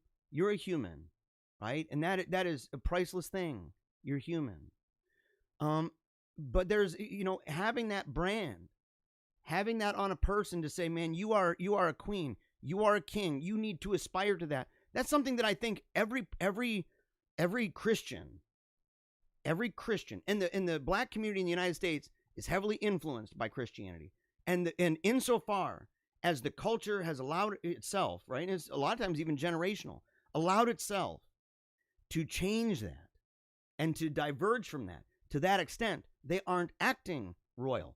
That's true of everybody. That's true of everybody, but not everybody uses that language. Which in a way, it's kind of like the fact that I named my kids Athanasius and Ambrose and Teresa and Wolfgang and Lucian. These names are robustly Catholic, robustly, they're people of faith. Champions, in fact, heroes of people who were martyred for the faith, who gave their lives because of Jesus Christ. And to say their names regularly reminds me. It draws me back. And I think that that's a benefit. In fact, I pray that it's a benefit. And I pray that we as a culture, as an American culture, that we will begin to draw ourselves closer to that idea of what we truly are. And that we will turn away, press escape to go back, and realize that this way leads to nothing but destruction and death. In fact, I'll end on this. We'll go over maybe just a couple minutes. I'll end on this, which is kind of like, because I don't want to get too serious and stuff. But talking about people who leave, right? And who walk away from the church, who walk away from the truth, who walk away from those principles and ideals that made us great. We're going to read again. I hope the kids enjoy this, by the way. It'll get us ready for a couple memes, not too many. Right here. It's another from the Cautionary Tales by Hilary Belloc. And this is Jim, who ran away from his nurse and was eaten by a lion. There was a boy whose name was Jim. His friends were very good to him. They gave him tea and cakes and jam and slices of delicious ham and chocolate with pink inside and little tricycles to ride. And read him stories through and through. And we'll go ahead and show you real quickly. I'll show you some of the pictures you can see here. You can see that. Yep. In fact, let me switch over here. I'm going to switch back to the main banner. Okay.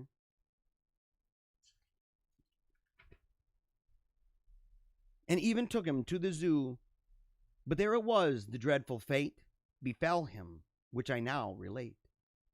You know, at least you ought to know, for I have often told you so, that children never are allowed to leave their nurses in a crowd. Now this was Jim's especial foible. He ran away when he was able. And on this inauspicious day, he slipped his hand and ran away. He hadn't gone a yard when, bang!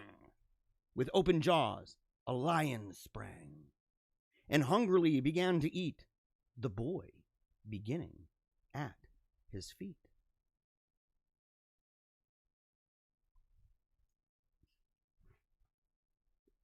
Now just imagine how it feels when first your toes and then your heels, and then by gradual degrees your shins and ankles, calves and knees are slowly eaten bit by bit. No wonder Jim detested it. No wonder that he shouted, "Hi!" The honest keeper heard his cry. Though very fat, he almost ran to help this little gentleman. Panto, he ordered as he came, for Panto was the lion's name. Panto, he cried with angry frown. Let go, sir, down, sir, put it down. The lion made a sudden stop. He let the dainty morsel drop and slunk reluctant to his cage, snarling with disappointed rage. But when he bent him over Jim, the honest keeper's eyes were dim. The lion having reached his head, the miserable boy was dead. When nurse informed his parents, they were more concerned than I can say. His mother, as she dried her eyes, said, well, it gives me no surprise. He would not do as he was told.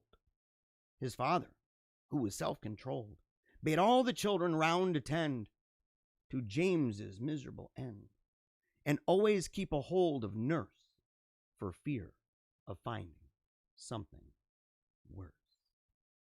It's true, guys. Hold on. Hold on tight to the Lord. Hold on tight to the faith. Hold on tight to the nurse known as tradition, the nurse known as the church. Hold on tight. All right, guys. Speaking of holding on tight, we are going to go right now real quick to memes, and then we are going to be out of here. I know it might be a little bit over, might be 5, something like that. Might be 5 minutes over. And by the way, I got 2 people in the comments. Yeah, my daughter just said this story is in her Oxford poetry storybook. Yes. Because he was an amazing poet, by the way. Amazing poet. And it's a very long-lasting thing. You got to go check out yesterday's post. I specifically, and I may even add today, the Pink Floyd song from Matilda, the original, not the one later, because the Belloc estate said we didn't want anything to do with that. And so, but the original song, you can still find it, has the stories in there, and it's awesome. Jim, and everything else, really good. So, and another comment, I like story time. I'm glad you do. I'm going to start reading some stories like that, reading some poems. I actually have a book, Selected Poems of Carl Sandburg. I'll read one of those maybe tomorrow. I think it sounds like a good idea. So, all right, let's see. Okay, that was from yesterday. Let's see here. Here's another school drama with ordinary teenagers like you. Yeah, okay. I get that. I get that. Can we make that a little bit bigger? Seems like there's a little bit. Is that going to make it bigger? Is it going to make it bigger, guys? On the screen, no? No, is it? Oh, maybe a little. Oh, wrong way. Oops. No, it's not going to make it bigger. Not going to make it bigger. That's a bummer, man, because it'd be really nice, actually, to have that a little bit bigger. You guys could see it. And you can take screenshots, too, man. You got, you got screenshots. You can share it. Yeah, but that, the school movie, yeah, look at that. Don't you hate that a little bit? But they got me. I'm up in the front.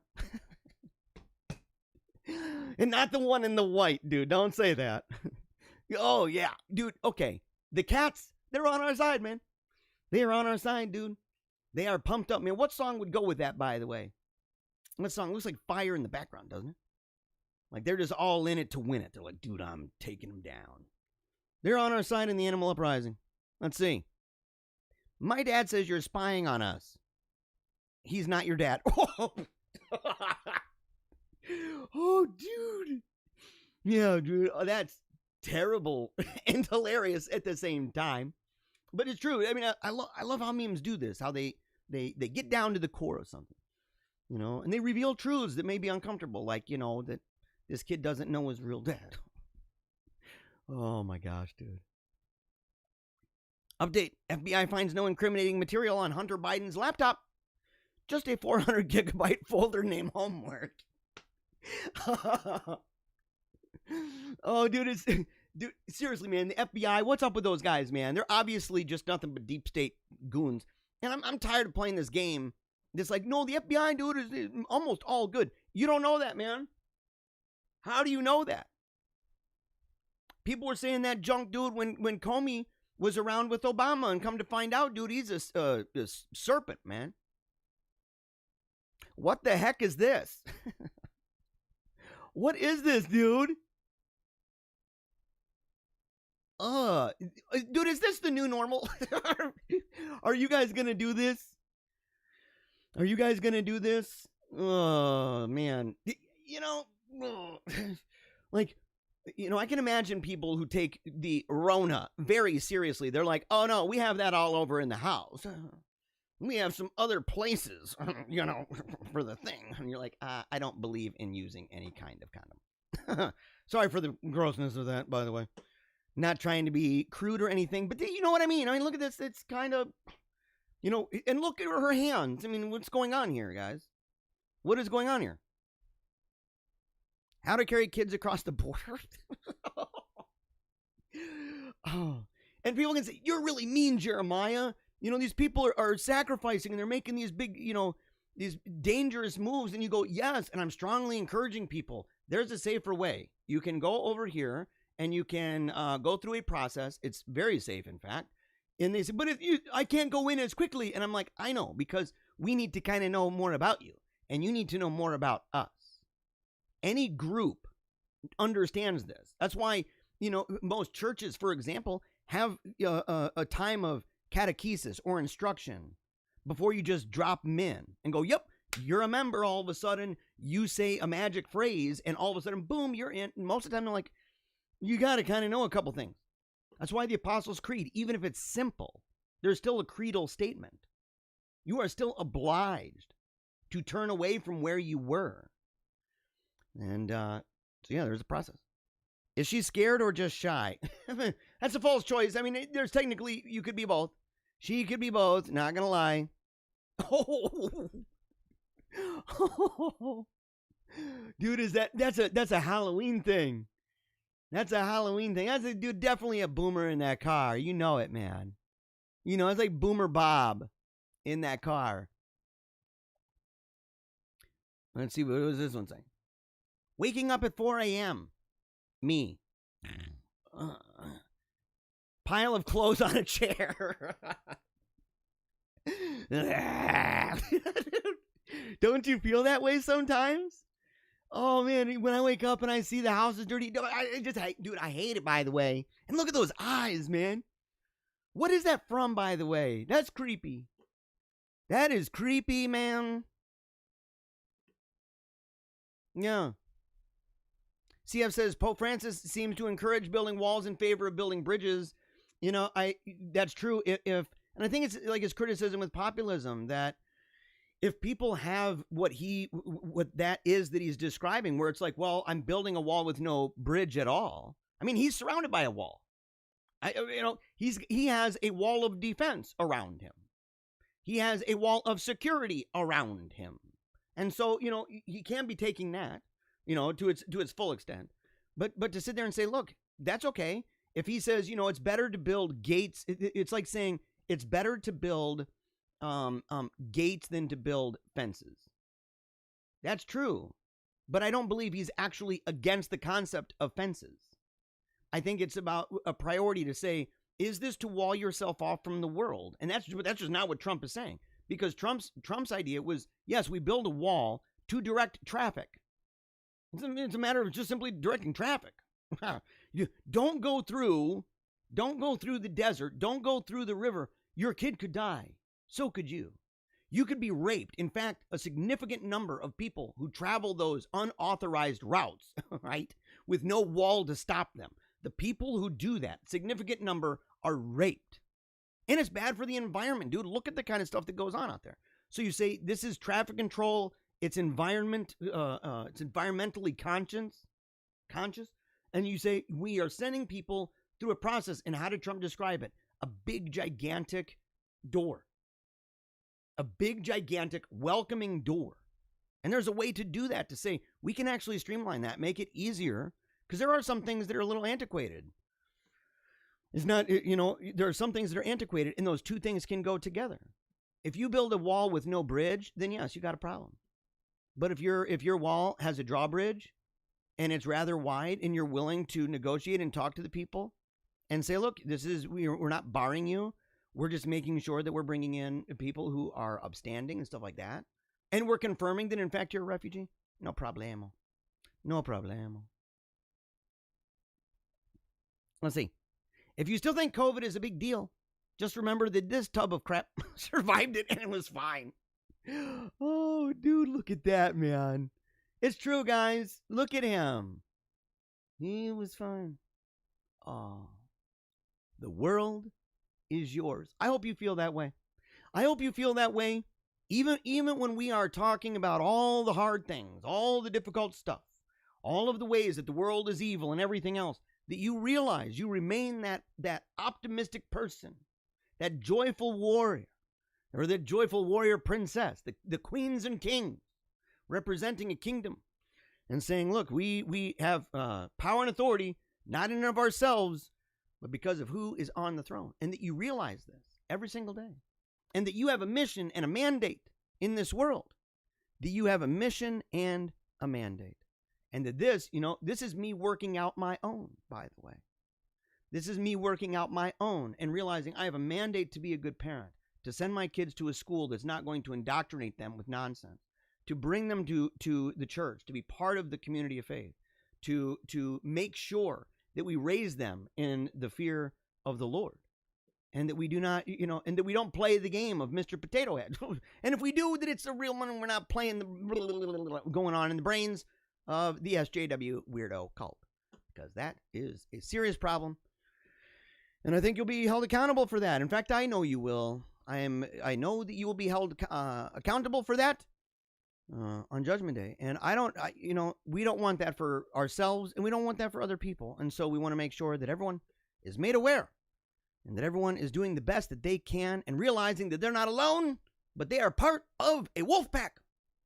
Wolfpac right here at Paleocrat Diaries. Again, if you love the show, and I know you do, make sure to go to PaleocratDiaries.com for interviews and speeches and any other inquiries.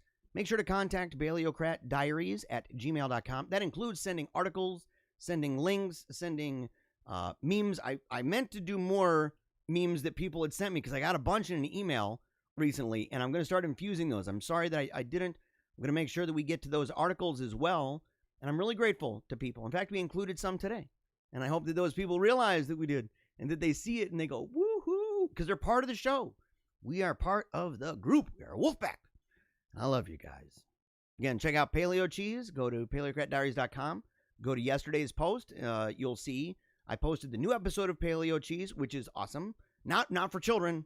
Okay, that episode is actually not. Sometimes we get people on the show, and there's some language in it and stuff, and adult themes in it. And so that's just part of the nature of the show. It's like, if you're watching Joe Rogan, for example, it's kind of up that alley. I mean, you're gonna get what you're gonna get. You got all different people coming on the show. It doesn't have the family-friendly dynamic that this one does. I try really hard to make sure that this program is family-friendly. Hardly swear, and when I do, it's normally in association with a direct quote, and even then I try, they didn't call, what's his name? They didn't call homeboy from New Jersey. They didn't call him the fat tub of lard. They didn't call him a tub of crap. They used a different word. I try to make sure that we don't do that, and that we make it so that kids are able to watch, the teens are able to watch.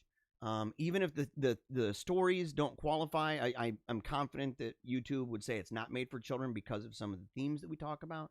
But at the same time, we try to do so in a way that is accessible to everybody. The Paleo Cheese, check that out. You can even see the really hilarious video of us reviewing Laser Blast, a terrible movie. It's a silly review. It was 12 years old or whatever right now. I think it's about 12 years old, maybe 10 years old. And it's a lot of fun. We're acting goofy, everything else, even dressing up in tinfoil. So it's a great time. Again, thank you so much for joining us today. We're going to go ahead and get us back to the main. 5, 4. Oh, no, we are not. 3. Why did it do that? Why did it do that? Yeah, I got to make sure to turn that thing off. I'm grateful for all of you and your patience. And so remember, until next time, I salute you. And I say, never give up. Keep on smiling, and momentum mori.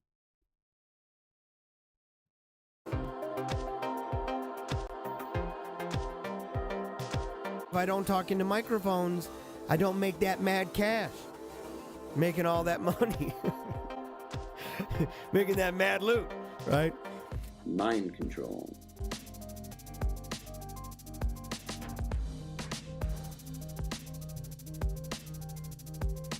So we see the minority elite imposing their ideology on an unwilling and resentful populace.